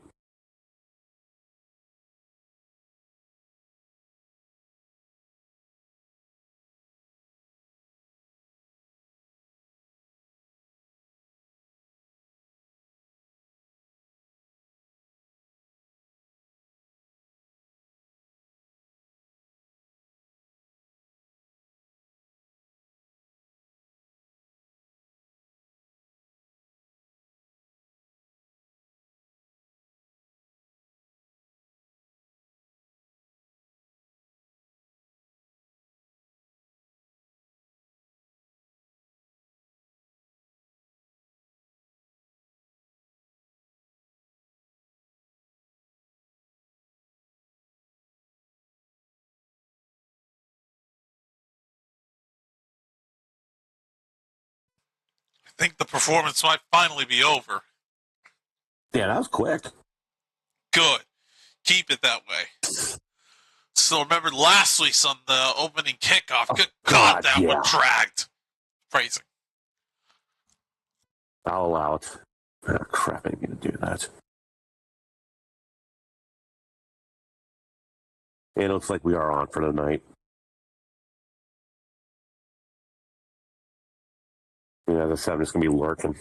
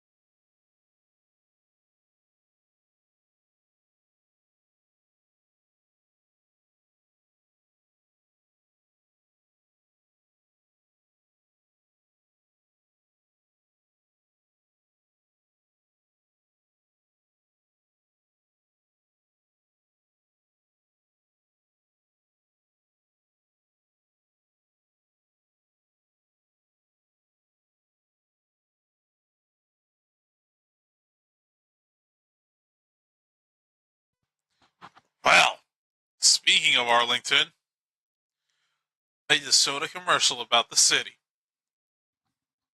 What a surprise.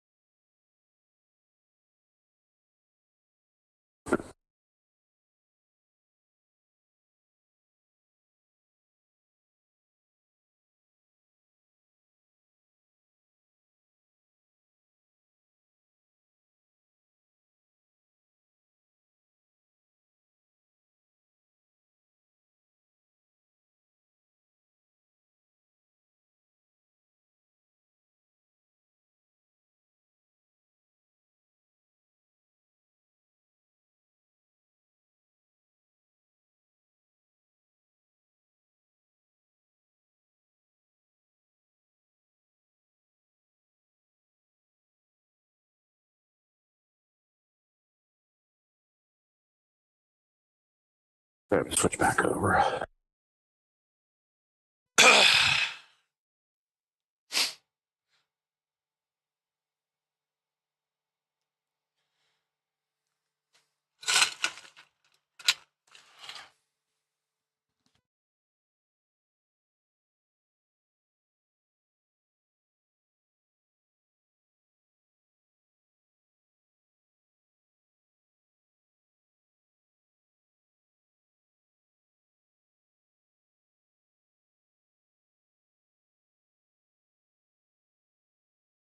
Hell?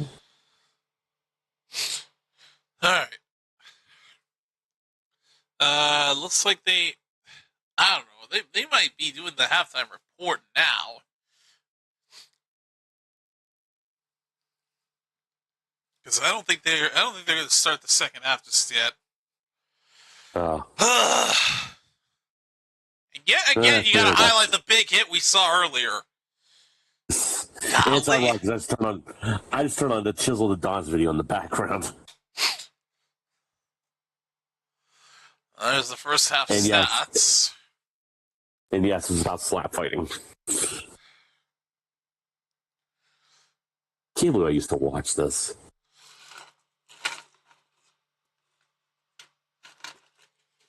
I think maybe after one more break, they will start the second half. I'll be right back to run to the bathroom.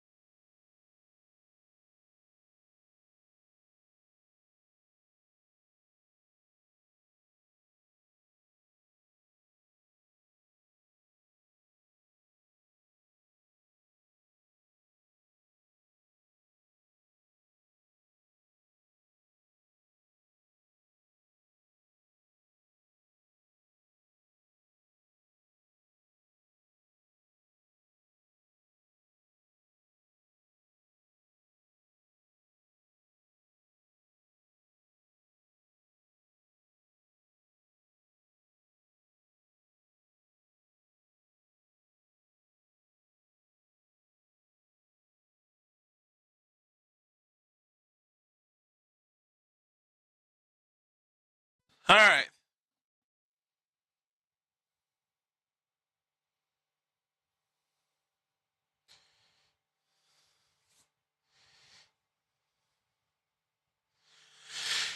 All right, let's go ahead and switch to quarter number 3. And let's get the second half underway.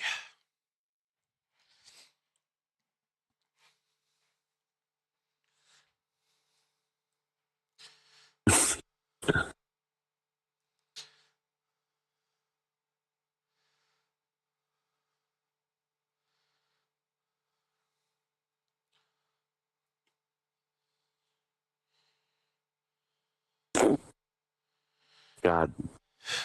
Kick the ball off already. Enough with these coach interviews, man. This is ridiculous.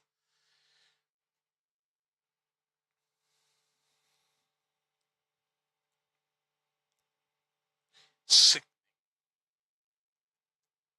Just sickening, man. All right, here we go. McCrane to kick this away. And we continue from Columbus. Here's the return.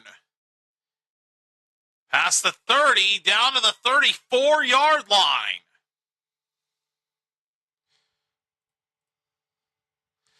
All right, so McClendon with 10 completions for 68 yards and an interception. Zaquandre White with 4 rushes, 21 yards, and a touchdown. And turned out I was wrong when I said Zaquandre White had his second touchdown of the day. It was only his first because McClendon had rushed for the first touchdown of Columbus. So that was my mistake. All right, first down for the Aviators from their own 34. McClendon is going to run for it, and he will be down to the 40.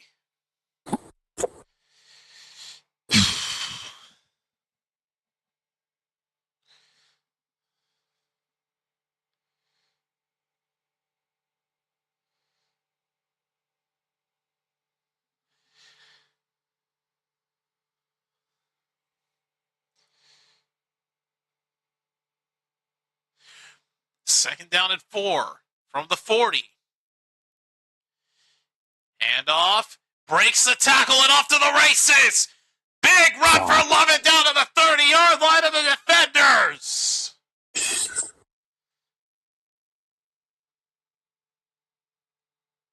Once he broke that tackler, he was off. He might have trucked him. Boy, love it. What a powerful run. All the way to the DC 31-yard line. Yeah. And the meltdown begins. On first down.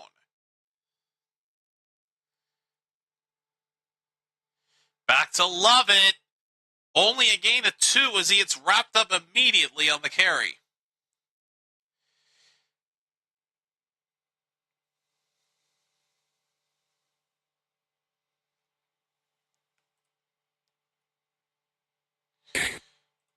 Oh, there's the RE stream notification.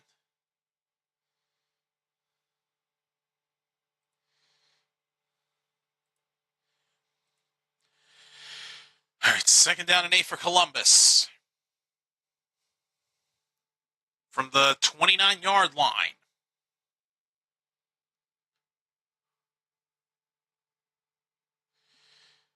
McClendon will run it through the middle, gets a blocker and slides short of the first down. I believe he only picked up 6. That'll now bring up 3rd down for the Aviators. Except it won't. A late flag came in for a hold. So make that 2nd and long.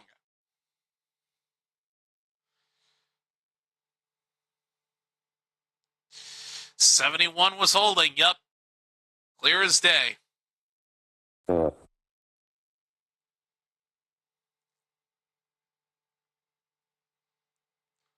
that run by McClendon is coming back. It'll be 2nd and 18 for the Aviators, backed up to the 39.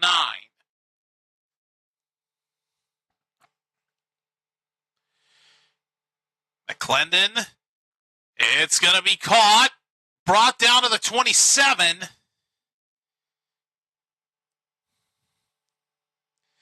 Goes Antwain Wells. Brings up a 3rd and 6.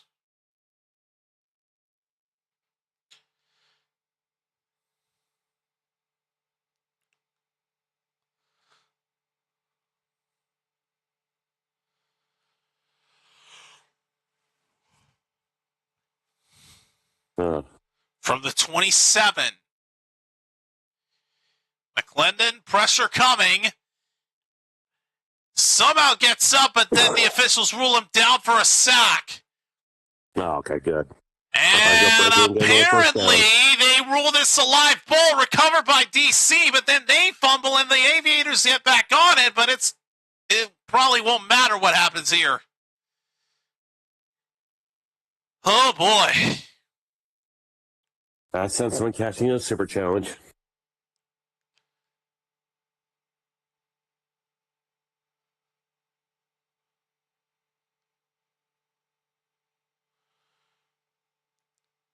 So let's see. Oh, God. No question that ball's out. Yeah. Defenders picked it up. And then he fucking did a Leon Lett. And Gardner, yeah, you're right. He damn near did a Leon Lett, but he secured it. It still lost it. But was Lovett touched when he recovered it? Oh, yep, he did get touched.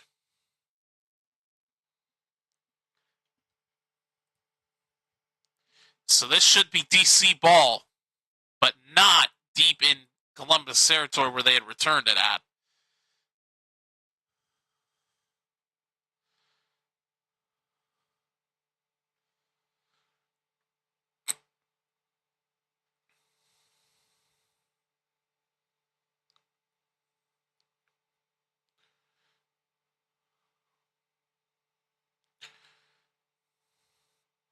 But they are still trying to figure out where this ball is going to be marked at. Because again, Gardner got touched by Nelson after he recovered the fumble. So theoretically, it should have been ruled down earlier and didn't return it. It is undergoing further review right now as we speak. First time I get to use this graphic for the overlay, the under review banner.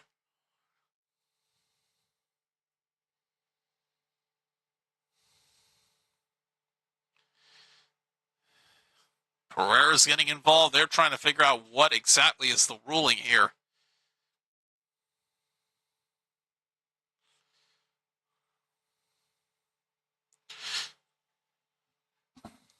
Because it's a turnover play, it is automatic review. It's going to listen in here.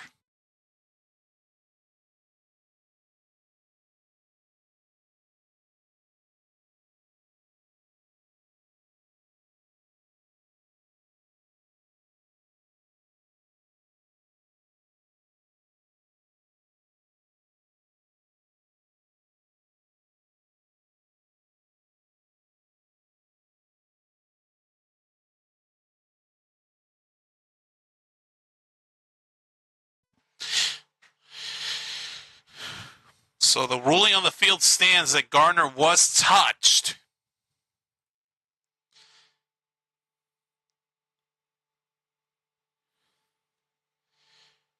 But apparently Columbus keeps possession.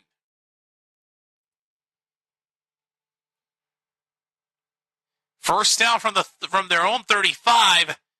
McClendon's pass is caught by Lovett, but gets blasted back to the 30-yard line for a loss. So apparently DC does not come away with it despite the fact that they had made a clear recovery. He was just touched. I guess in the UFL, if you get touched like that, the fumbling team keeps possession, but I don't know how that would work. I don't either. Genuinely, that should have been DC ball, but for whatever reason, Columbus just kept possession. Surprised they didn't go for the super challenge. 2nd and 16 from the 30 as the Aviators got backed up. Play clock winds down, and I don't think they got this off.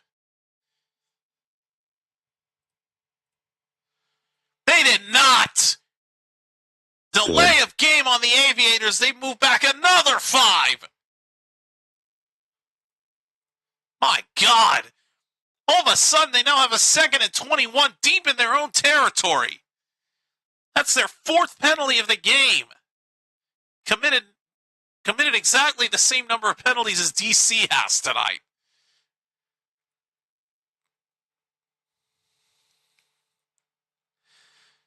Second and 21, backed up to the 25. McClendon caught, but only for a gain of 1. Jalen Moore with the catch. But it is now 3rd and basically forever. 3rd and 20.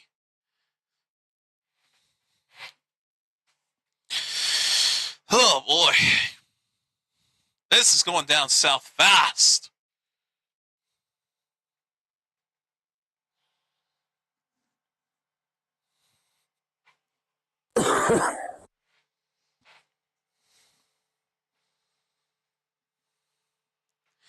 On 3rd down, McClendon under pressure, runs into his own man, gets strip sacked, ball comes out, Aviators recover, but they go way back to the 12. Damn, dude. They went nowhere but backwards. All 3 plays on that after the fumble.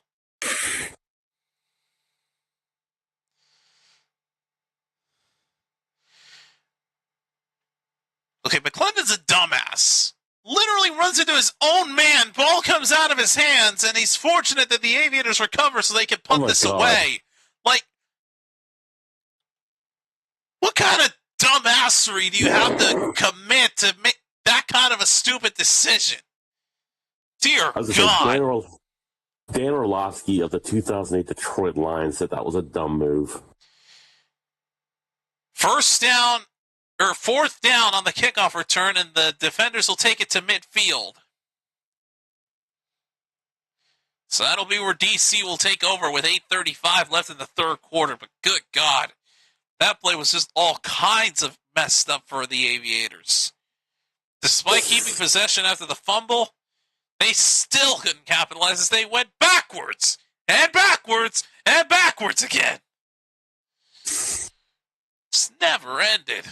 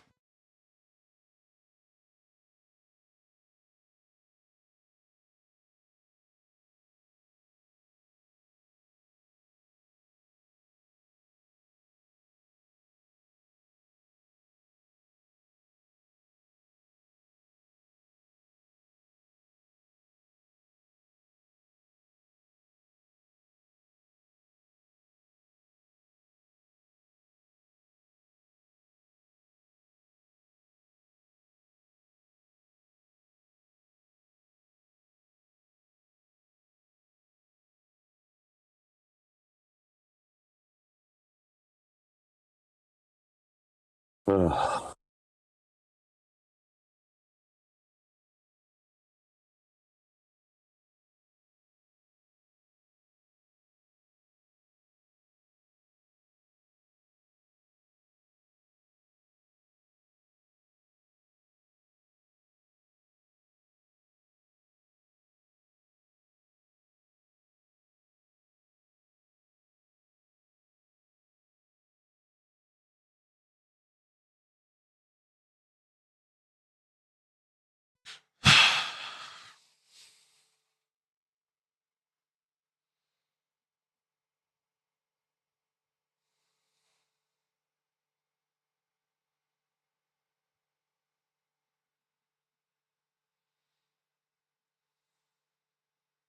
All right. Defenders take over. Oh, there's the cone. There's the UFL cone. Like anybody gives a shit. First down from midfield for DC. Handoff and a gain of just 2 yards. the hell is he wearing? What, a plaid suit? Is he trying to do Talking Heads with the outfit? I don't know the pattern, man. Oh my god. It's either that, or he looks like he should be at Leisure Suit Larry.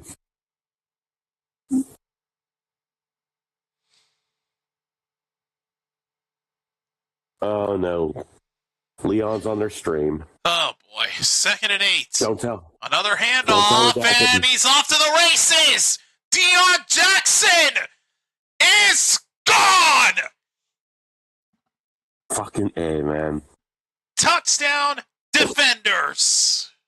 All right. I'm going to send you a picture of what this guy looks like.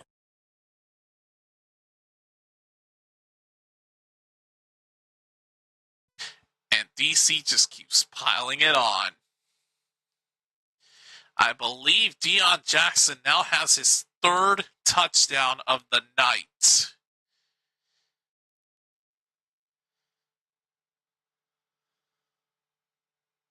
Come on. All right, here we go. Boy, oh boy.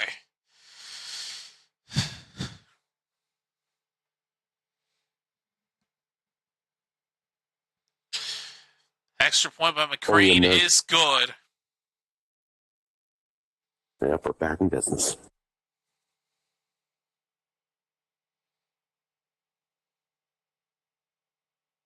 That was a hell of a game. Oh, just like they couldn't run for shit last week, and now look at this.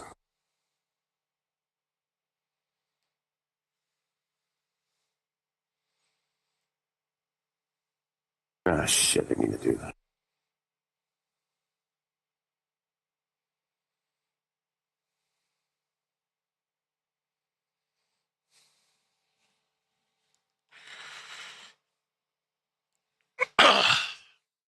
Oh, God. 31-14.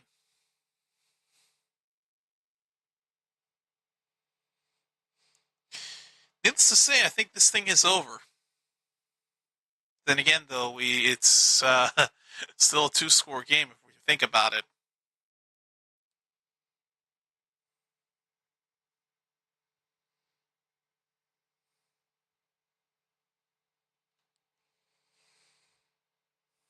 Ugh.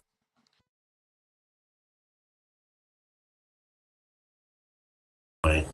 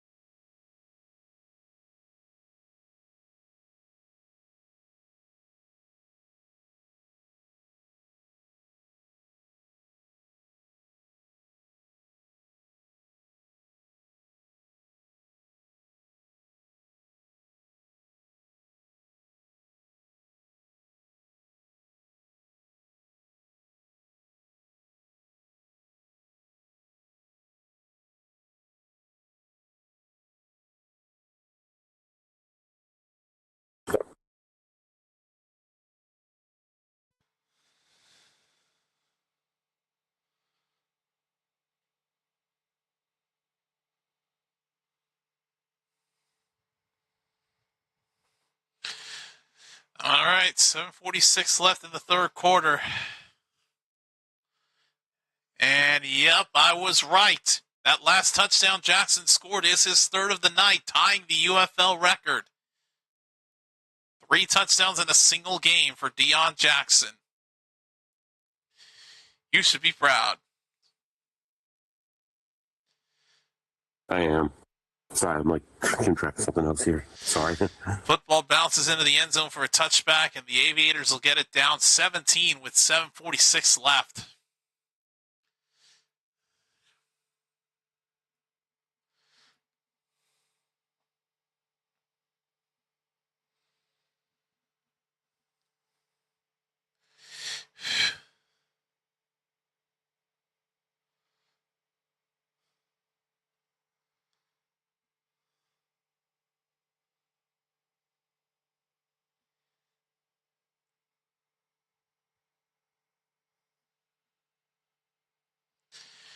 First down for the Aviators. McClendon throws. Pass is going to be caught by Wells, and the ball comes out.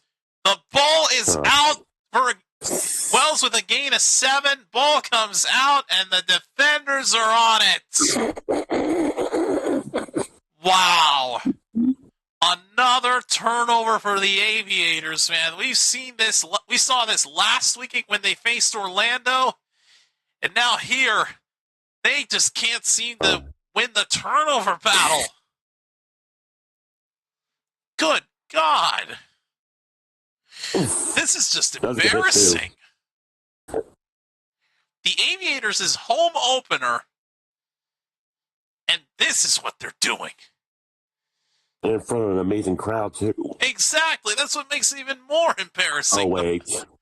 I see the upper 6 deck combined turnovers tonight. Lord have mercy. I didn't realize it was that many. I didn't think that many either.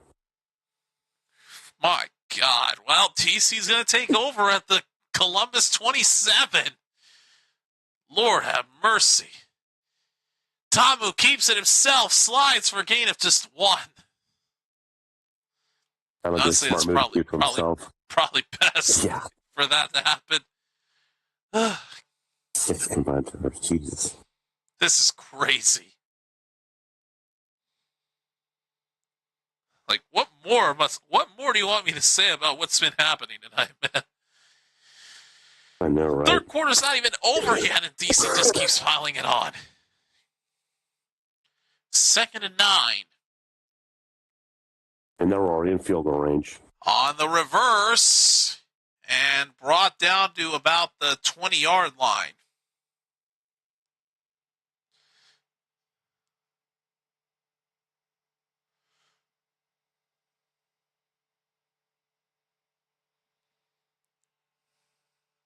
Oh, God. It's going to bring up a 3rd down and 5.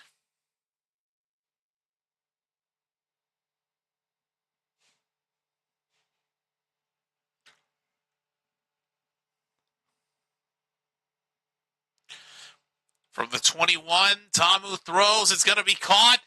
And off to the races and in for the touchdown.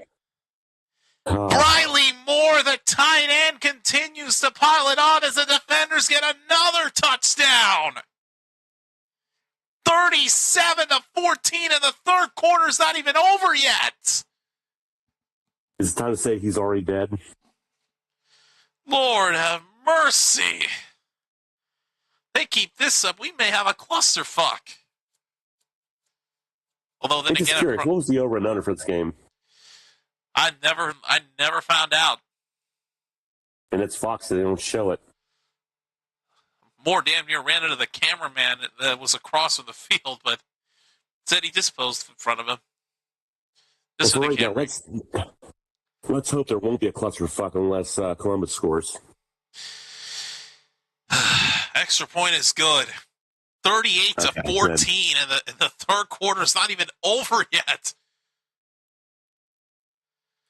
As the Defenders get 7 more points off of a turnover. That's been the biggest struggle with Columbus this season. It has been the turnovers. We saw them last week against Orlando. They committed 3 in total.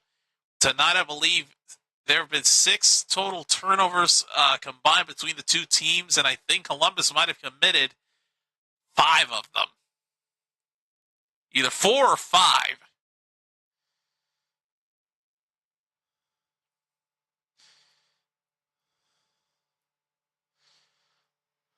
Like, Columbus just can't seem to stop turning the football over.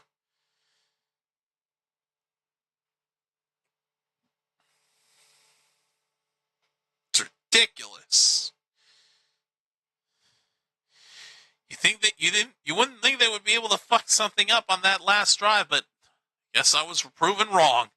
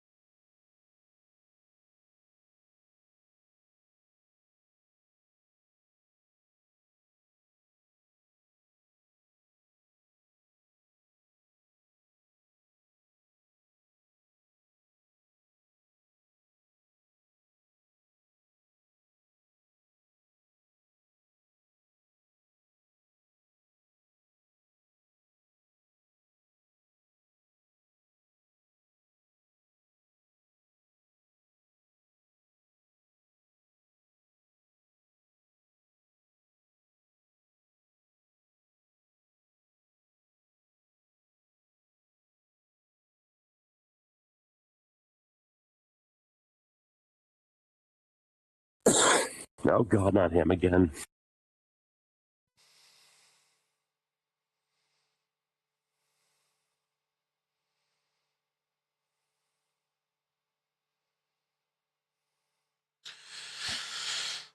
Here is the kickoff to Columbus. I don't even know at this point.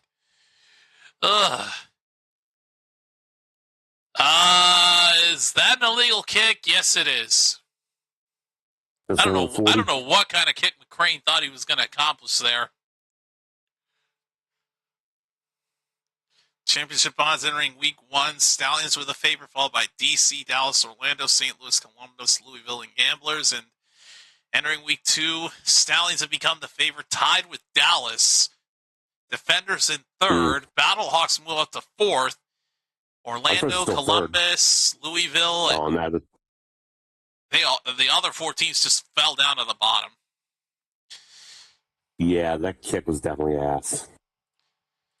All right, so Columbus will take over at their own 40-yard line, but if they want to mount a comeback, they got to stop committing turnovers. Here's a handoff to Toa Tawa for a first down at the 48-yard line of DC.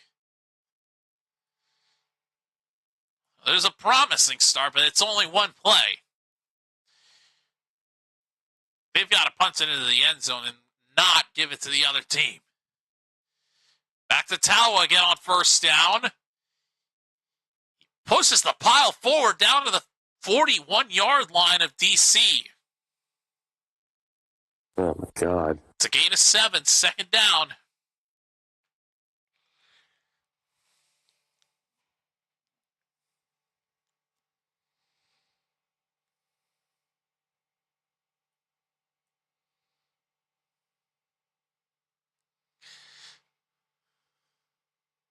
Second and 3. Towel on the right side gets a first down at the 30-yard line.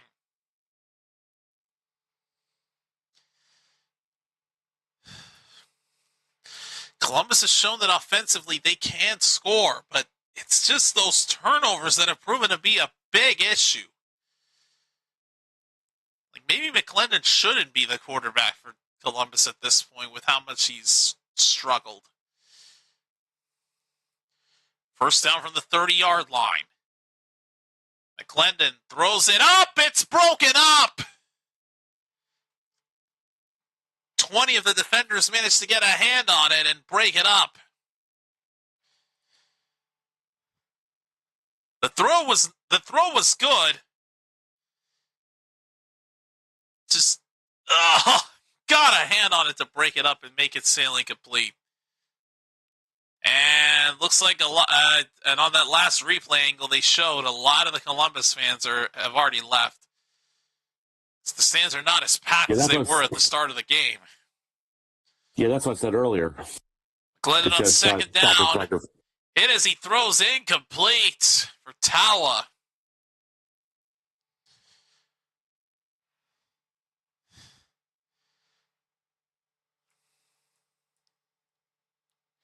Brings up a third down and 10, coming up on 4 minutes left to go in this third quarter.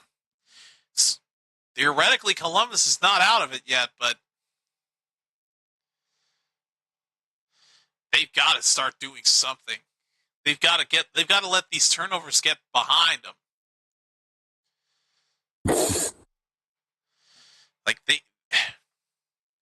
Third down and 10. McClendon's pass is caught. Defender falls down. That is going to be a first down to the 18-yard line. Damn it.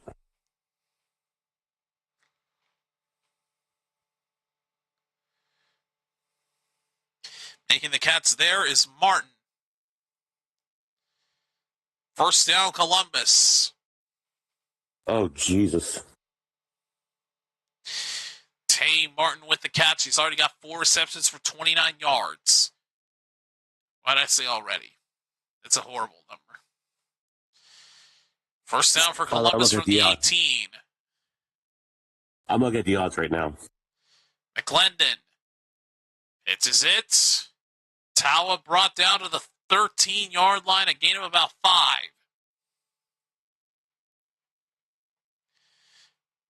Second and 5 with 3 minutes left in the third.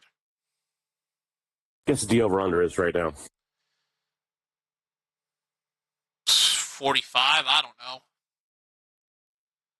It would have already been busted if it was 45. Way higher. Yeah, I don't know. 66.5. Oh, Jesus. Second and 5. Give to Tawa again. Brought down to around the 10-yard line. DC has a spread of 20.5 now.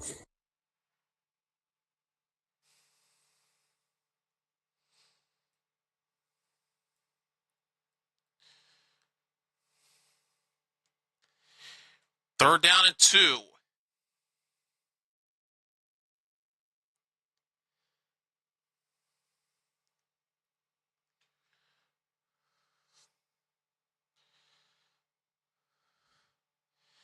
McClendon pressure coming. Incomplete. Overthrows his tight end. Gunnar Oaks was the intended receiver. McClendon threw it over his hands, and it is incomplete. I got to wonder, I don't think taking a field goal at this point would be ideal. I mean, you're down by 24 for crying out loud. Yeah, it'd be 21 if they get, unless they're idiots and run back to the 43-yard, and then you got a 20-point game.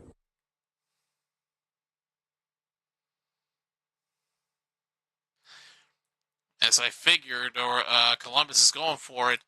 Play clock winding down, and oh boy, they didn't get that off. They did not get that off in time. Luckily for Columbus's sake, though, a timeout was called. Oh. So Columbus does use their first timeout to avoid a delay of game.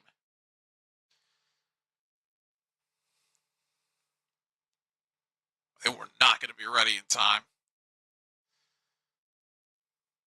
Prior to that flag being thrown, the timeout was called. Columbus does catch a lucky break. My guess is they're still going for this. I mean, they are down badly right now. It's no other choice. No choice. And again, kicking the field goal would not be logical at this stage.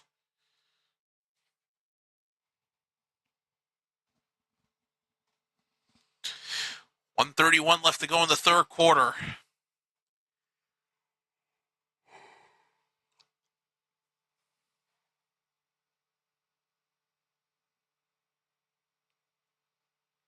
Fourth and 2 from the 10. McClendon pitches it. It's going to be caught. And did he get there?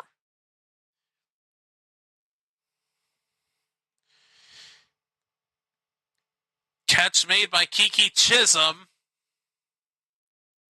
He thinks he's got the first down. Another look to make sure.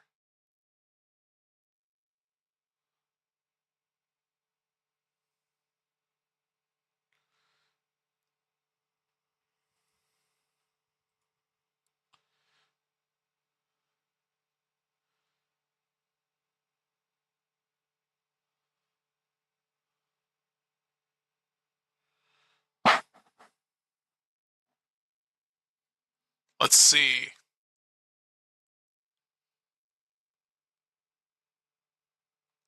Based on where they freeze framed it on that replay, it looks like he's got it. Yeah. Forward progress, I think, should give it to him. And he will get it. First and goal for Columbus with 1:05 left. So the Aviators do keep the drive alive.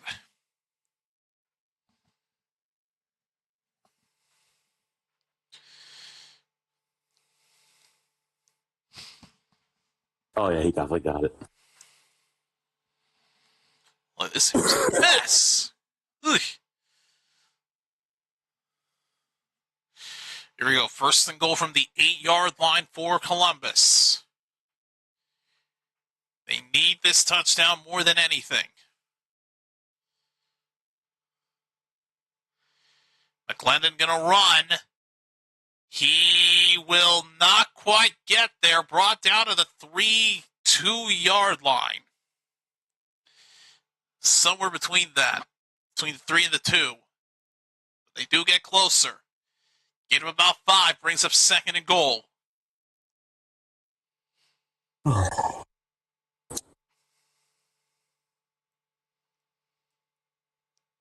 going to have to run a play here because the play clock is ahead of the game clock right now.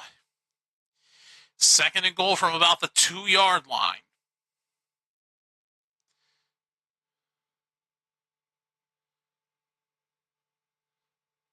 McClendon fakes the handoff, and it's going to be caught for the touchdown!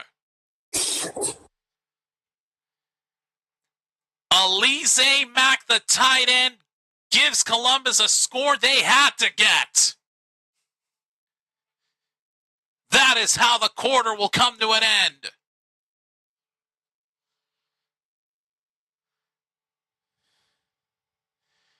Either Alize Mack or Alize Mack.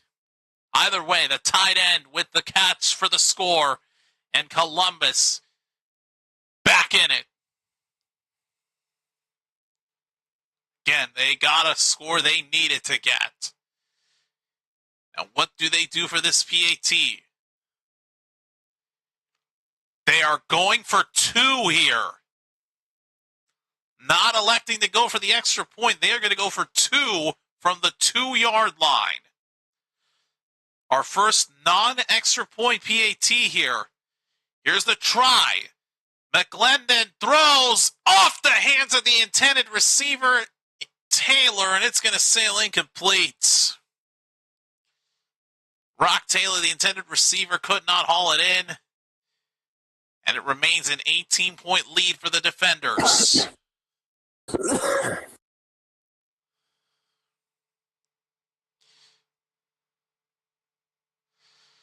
All right, third quarter is over. DC will take over when the fourth quarter starts in just a moment. Technically, it's still a 2-point game, or 2-play game, I should say. 2 possession, yeah. But you'd have to go for 3 on both attempts. That's the thing. No other alternative at this point.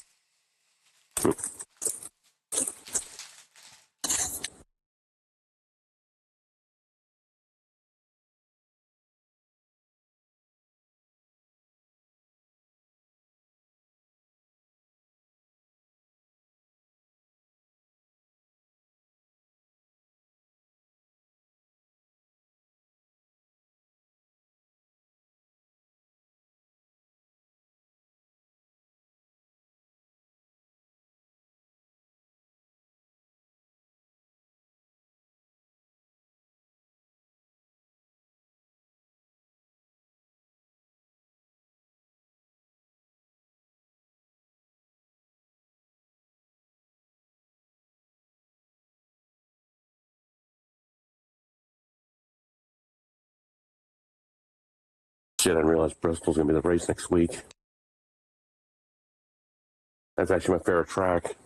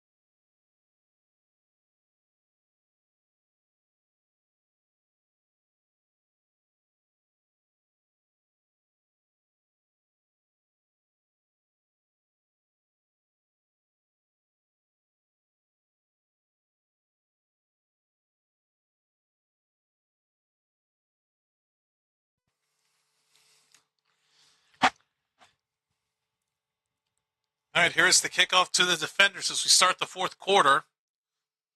The return by DC. Spin moves, gets a little more on the return, and forward progress will down him at the 31-yard line.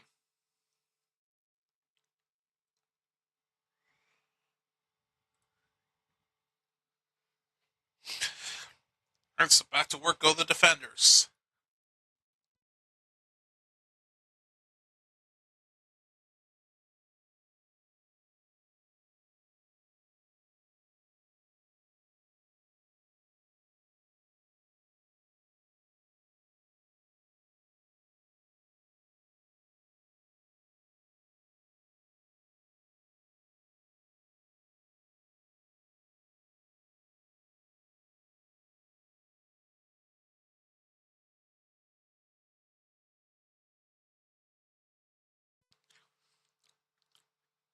Handoff on first down, a gain of about 8 down to the 39. I will say out of 8 drives tonight in this game, Defenders have scored on 6 of them.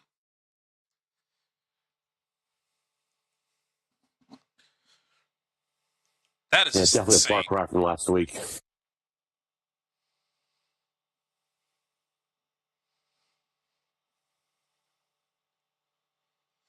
Yeah, I don't feel as bad as I did last week. 2nd and 2, another handoff. Might have just picked up the first down. He did.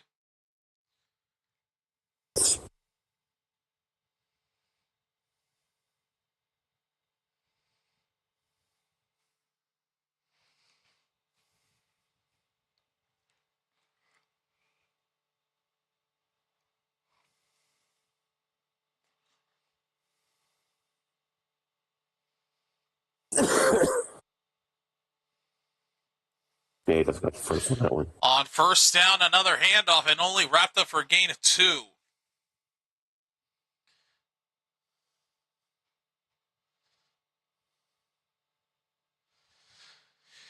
That brings up 2nd down.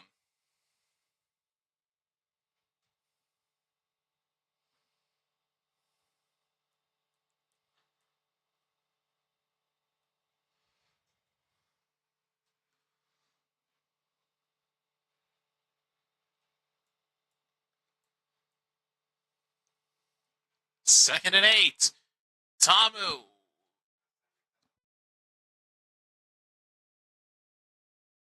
Yeah, those seats are pretty much empty now.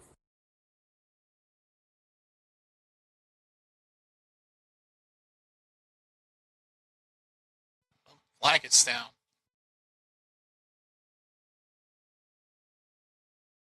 And Columbus just shot themselves in the foot. Why is that? Because there was a defensive hold. Holding. Yep.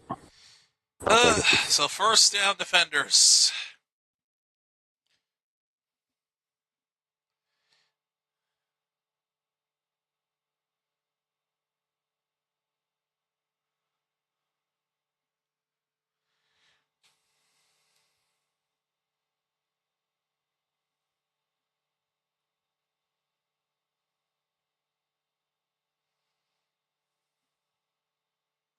He's only 7 for 9.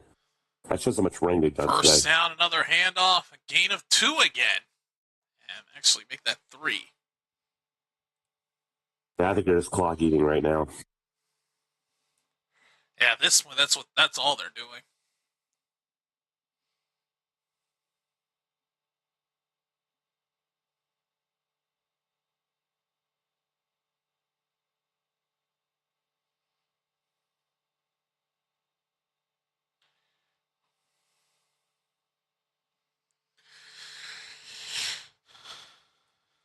There's yet another run. 2nd and 7. Tamu is hit as he throws. It's caught by Powell. It's going to depend on the spot. Close to the first down line. Boy, I don't know what kind of attempt that Aviators defender was trying to do, trying to sack Tamu, but it did not work.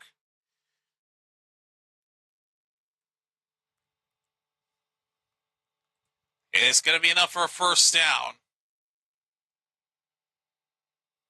Yeah, I'm surprised they don't make that catch after getting hit. First down. Here's another handoff, and he's taking off. Down to the 20, down to the 10, down to the 8. All the way to the 8-yard line for a first and goal.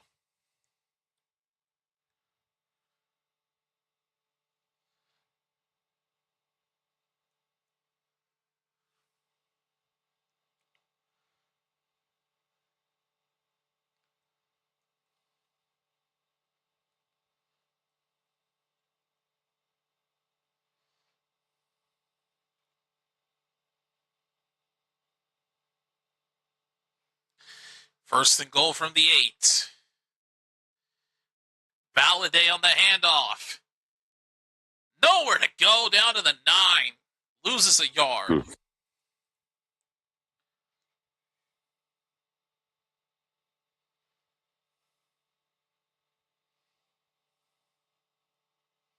Fuck.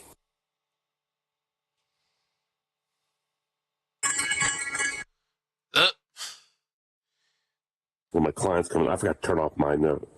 I was going to say, did another fall get detected? No, that was actually my phone, not my watch. But now I forgot to turn off one of my clients. Second down and goal for DC. Backed up to the 9. And ironically, it's the client that gives me the least offers. Tamu throws it up. Caught but out of bounds. Damn. As Ukanma claims he had the football inbounds for the score. Time to go to the replay to see if he did. You only need 1 foot down as long as you have possession of it. Yep. Oh, that's close. I'm about ready to see it live. Oh, my. That is really close. I couldn't tell. They rule it incomplete. 3rd and goal. What were they trying to do there? Do I want to know? Oh, the Aviators think the ball came out. If it did and Columbus recovered, this could be huge. Let's see. Oh, Tamu fumbled the handoff. Of course you did. Oh, who got on it? That first angle they provided wasn't good enough. Oh my god. What? Looks like DC is able to hold on to it, and they will go for a field goal. 25-yard attempt. It'd still be a 3 possession. And it's good. Okay, I'll take it. 41-20 right now. Didn't allow a touchdown, but they still allowed points.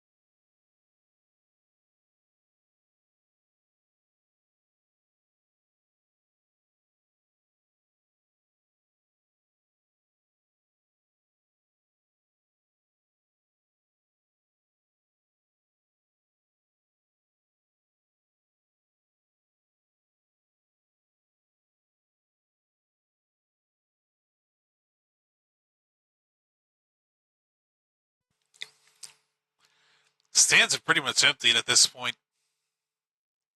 Here's the kickoff to the Aviators. Brought down to the 25. All right. Before the game came back on, they were doing this ad for this thing called the College Basketball Crown. Isn't the NIT enough of a sympathy vote? I'm serious. No, I get it. It just sounds funny on paper. Yeah, but come on. I mean, like, stop rubbing it in our faces. Of course, I'm really happy of course, Duke NIT lost. standing for not in tournament. Yeah. Yay, we're number 67. You have to pick that number of all of them. And off on I'm sorry, first that's what down. it is.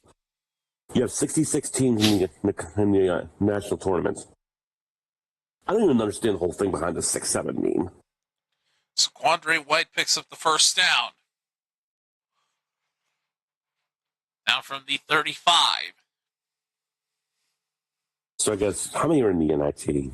McClendon's pass caught. Room to run. First down and near midfield.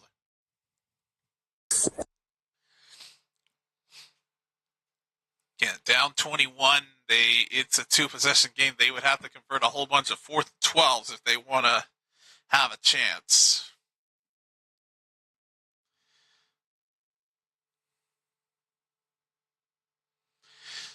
Oh, wait. McClendon over the middle, tipped and incomplete.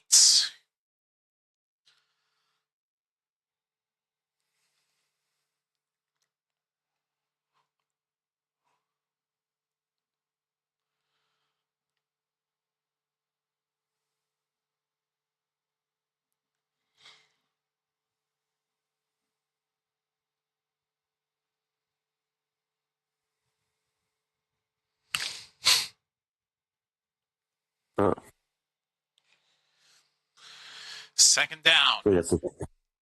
McClendon throws. Caught and brought down to the 46-yard line of the defenders as Wells. 3rd and 4.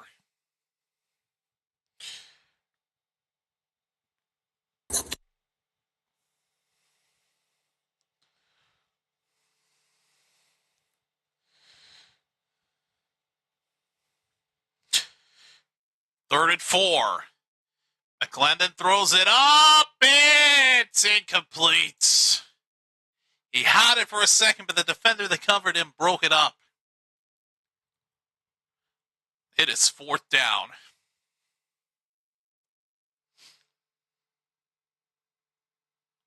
He had it, but then got a hand on it. And Chisholm could not haul that one in. 4th down and 4, and Columbus is left with no other alternative. They got to go for it. They want any chance to stay alive. They've got to convert this. McClendon on 4th down. Going to try to run for it. He's going to get the first down and more down to the 35. But time is not going to be on their side here.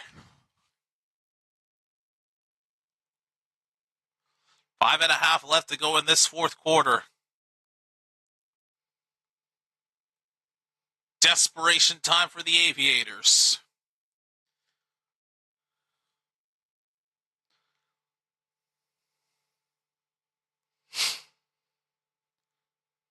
McClendon on first down. Fits it to a wide open White. Breaks one tackle. And out of bounds at the 29.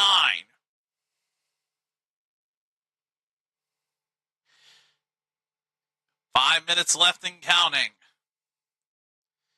Columbus cannot dilly-dally here.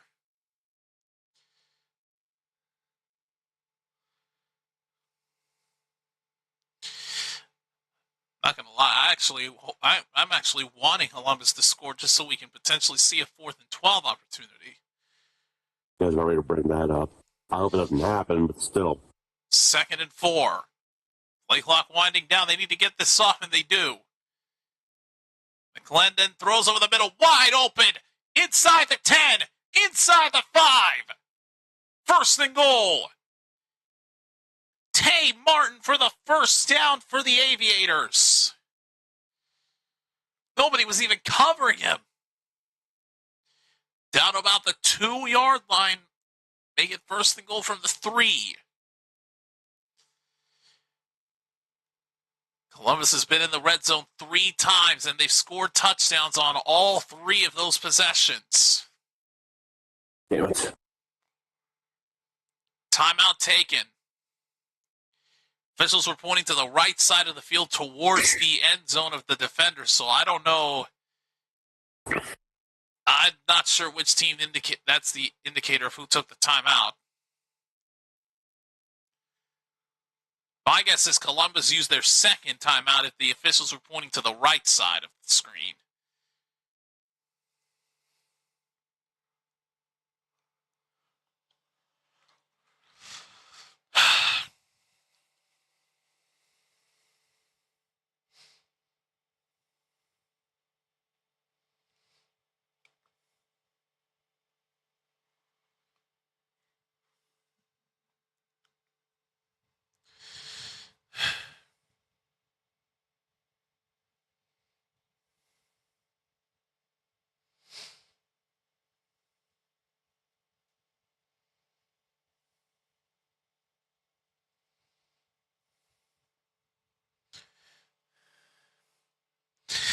Well, I'll get T-Mobile credit about that.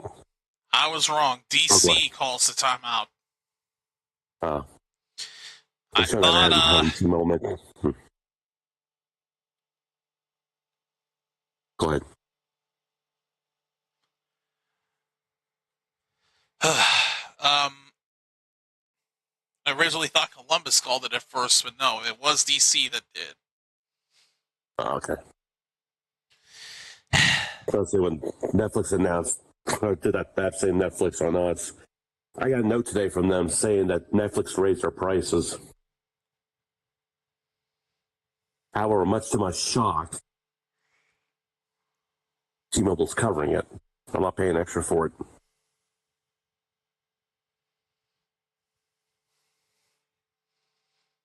I do kind of wish they covered all of Apple TV, though.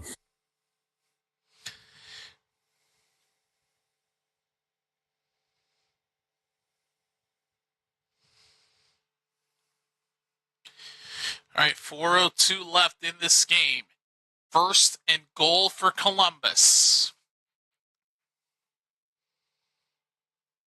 From the 3-yard line.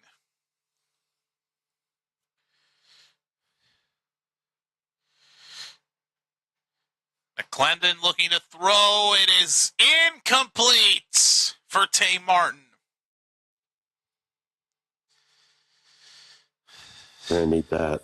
Boydo, number 28 in coverage. Second and goal clock continuing to wind down.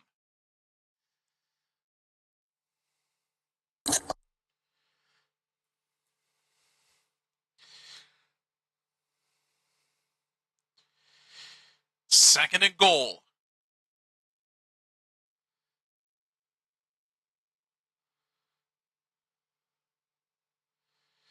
They just get the snap off in time. McClendon, flag is down, wide open for the touchdown is Martin. Now let's check the flag. Please be holding for once.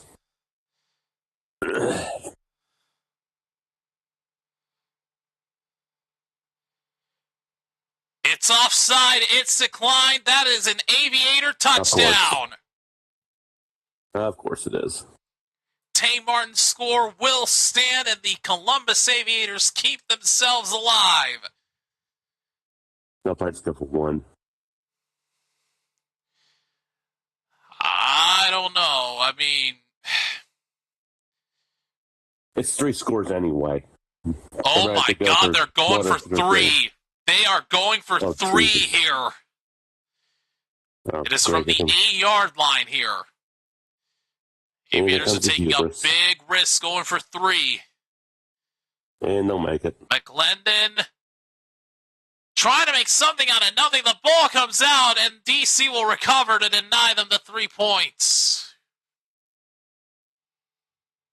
They should try to return to score a clusterfuck. Unfortunately, I think you'll get 3 points for that, not 11.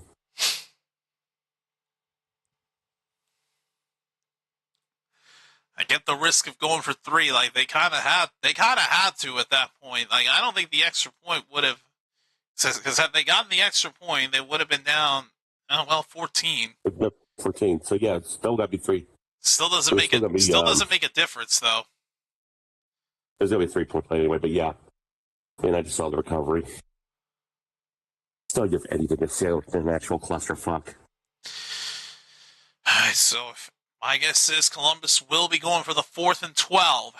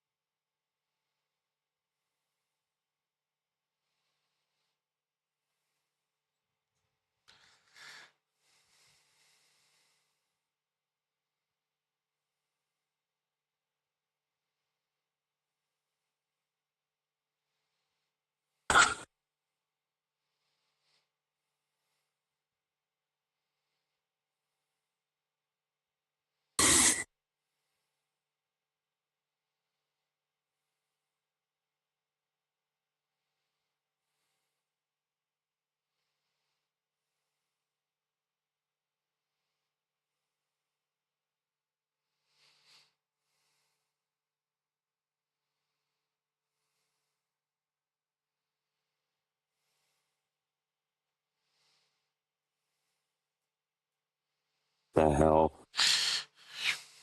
Forgot about that.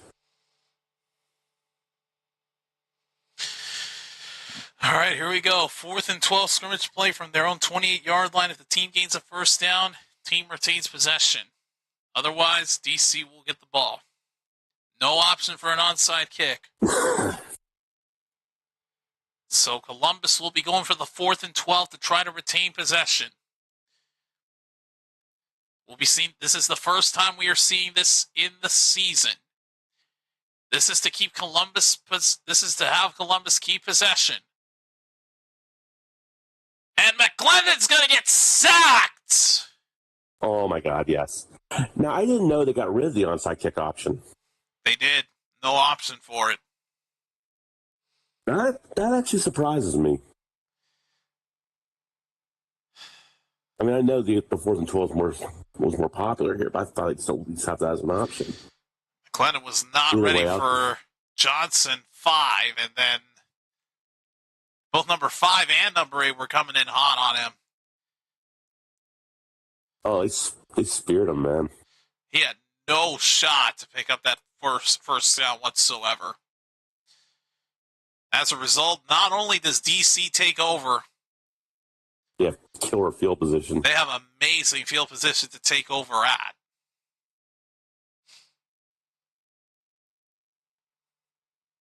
So DC will take over from the 18-yard line, a handoff to Valenday on first down, and now he gets speared. Only a gain of 1. But DC has full control to keep that clock running, and meanwhile they're checking out McClendon on the sideline because that sack might have hurt him. Yeah.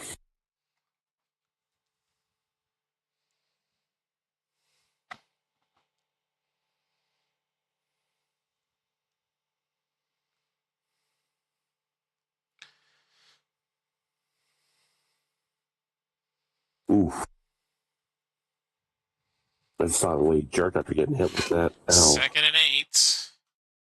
And nothing doing. He loses a couple of yards. That'll bring up 3rd down, and that should take us to the 2-minute warning. Down Columbus would use a timeout here. Well, never mind. Now they will. Columbus uses their second timeout with 2:14 left.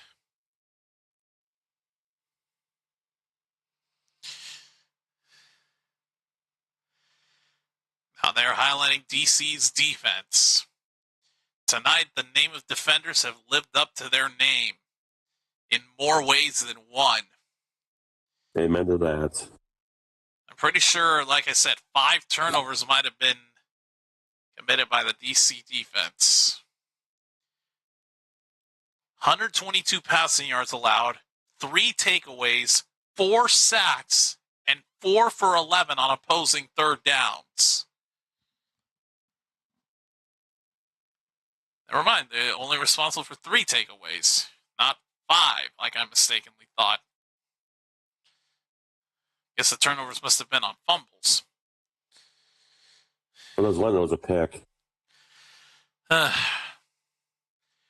Third down from the 18, back to where they originally started. Valenday trying to end it right then and there. Ilya down to the 14-yard line. He will not have enough of the first down, but there's also a flag down. Well, I'm not surprised. Holding on DC, and they accept it. Talker. I don't know. I honestly wouldn't have accepted that. I would have probably just declined it and had them just take the field goal. Because you're down 15, a field goal would still make it a 2-score game, essentially. Now you're giving DC another play with a 3rd and 20.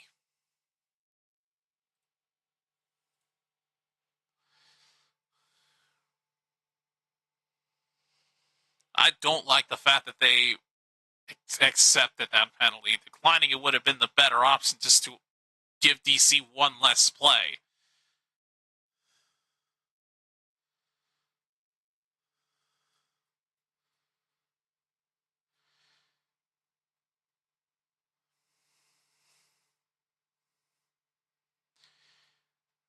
Well, I think the Columbus head coach just heard what I was saying, because now he declined it.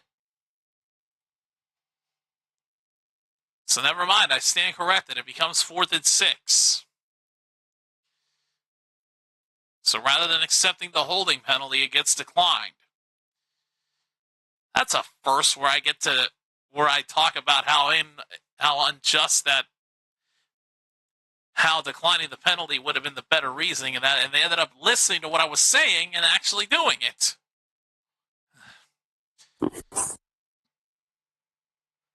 But that will take us to the 2-minute warning. So my guess is DC will go for a field goal. That's what I'm thinking too. Then I'll get 2 9-point plays. 2-minute warning.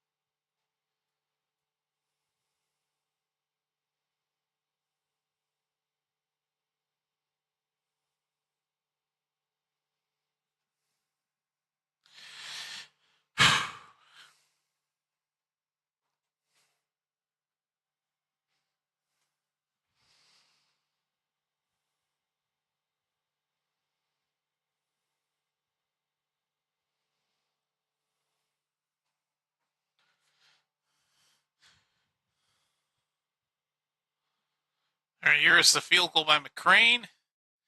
And it's good. 44-26. The difference is 18 with 1:56 left.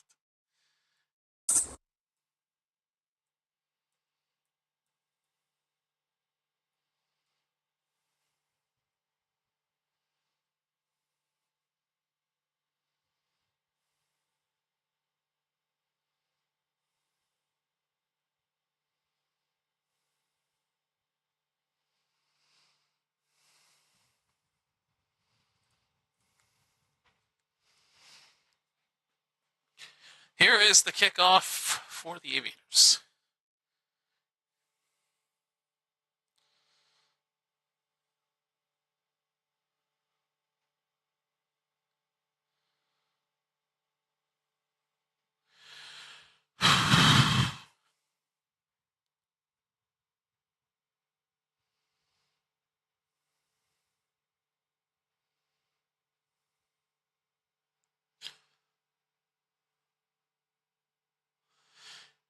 From the 6. Return. Trying to get away from the defenders and brought down to the 35. 1:48 left to go in this game.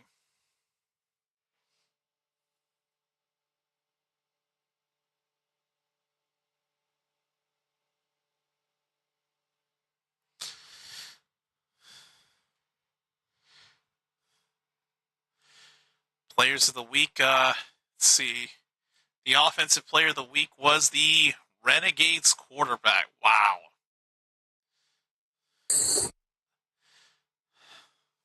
I missed the other two. I think McCrane might have been the special teams player of week 1. And flags fly all over the place. And defense is Jordan Mosley, of course. Mosley of the Battlehawks. Yeah. And McCrane was the special teams player of the week. The first 4-pointer in history. Snap infraction on the Aviators. That's going to put them back. Not just 4-point. We have a new quarterback in for the Aviators. Jalen Morton is taking McClendon's place. And already they screwed up on the first play because of a snap infraction. Kickoff false start. Same thing. Same idea. Yep. Legal procedure. 1st and 15. Oh, and he gets blasted as he tries to run it. Oh, my God. He is no McClendon, that's for sure. Send in the sacrificial lamb. Stands have emptied at this point, folks. McClendon is going to wrap up the night with 23 completions and they let that one go quickly. 2nd and 18. Morton in trouble. He's it as far as he can, and that is going to be an easy interception. Nobody but DC players in front of that football. As Chisel Adonis would say, take the L out of Lover. This game is over, brother. The DC Defenders are going to cruise their way to their first win of the season by literally living up to their name and defending the Aviators.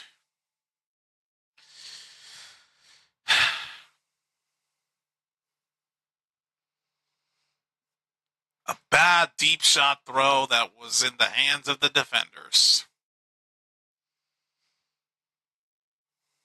Only one thing I have to say about that.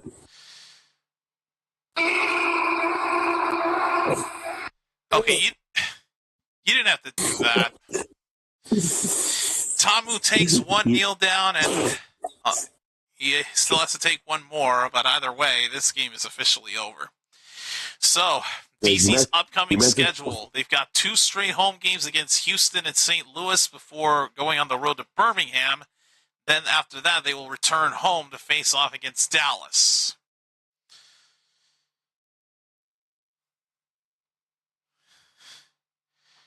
So it had to do our own chiseled Adonis moments. True. Too bad I could get the whole thing. And that final kneel down by Jordan Tamu is going to end it.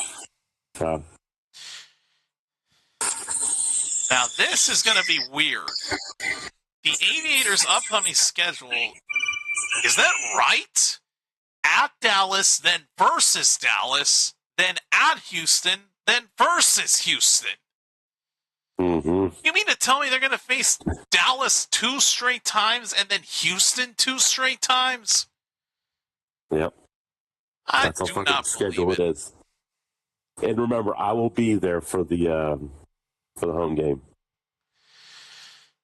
Oh wait, that's the Aviators. I'm sorry. That's the Aviators.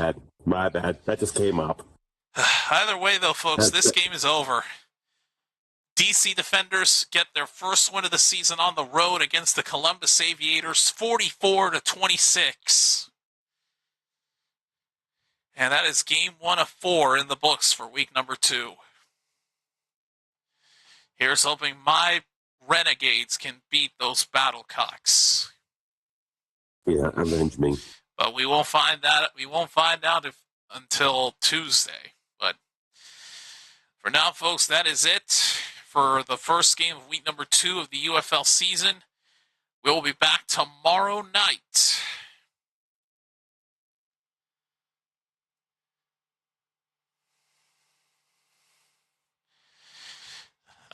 Let's see. I have the thumbnails here, so I should be able to pull these up, no problem. But I will be seeing you guys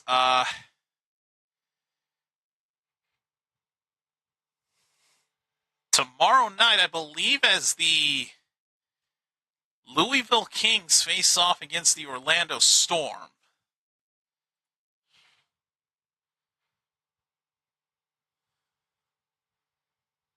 Yep, I was right.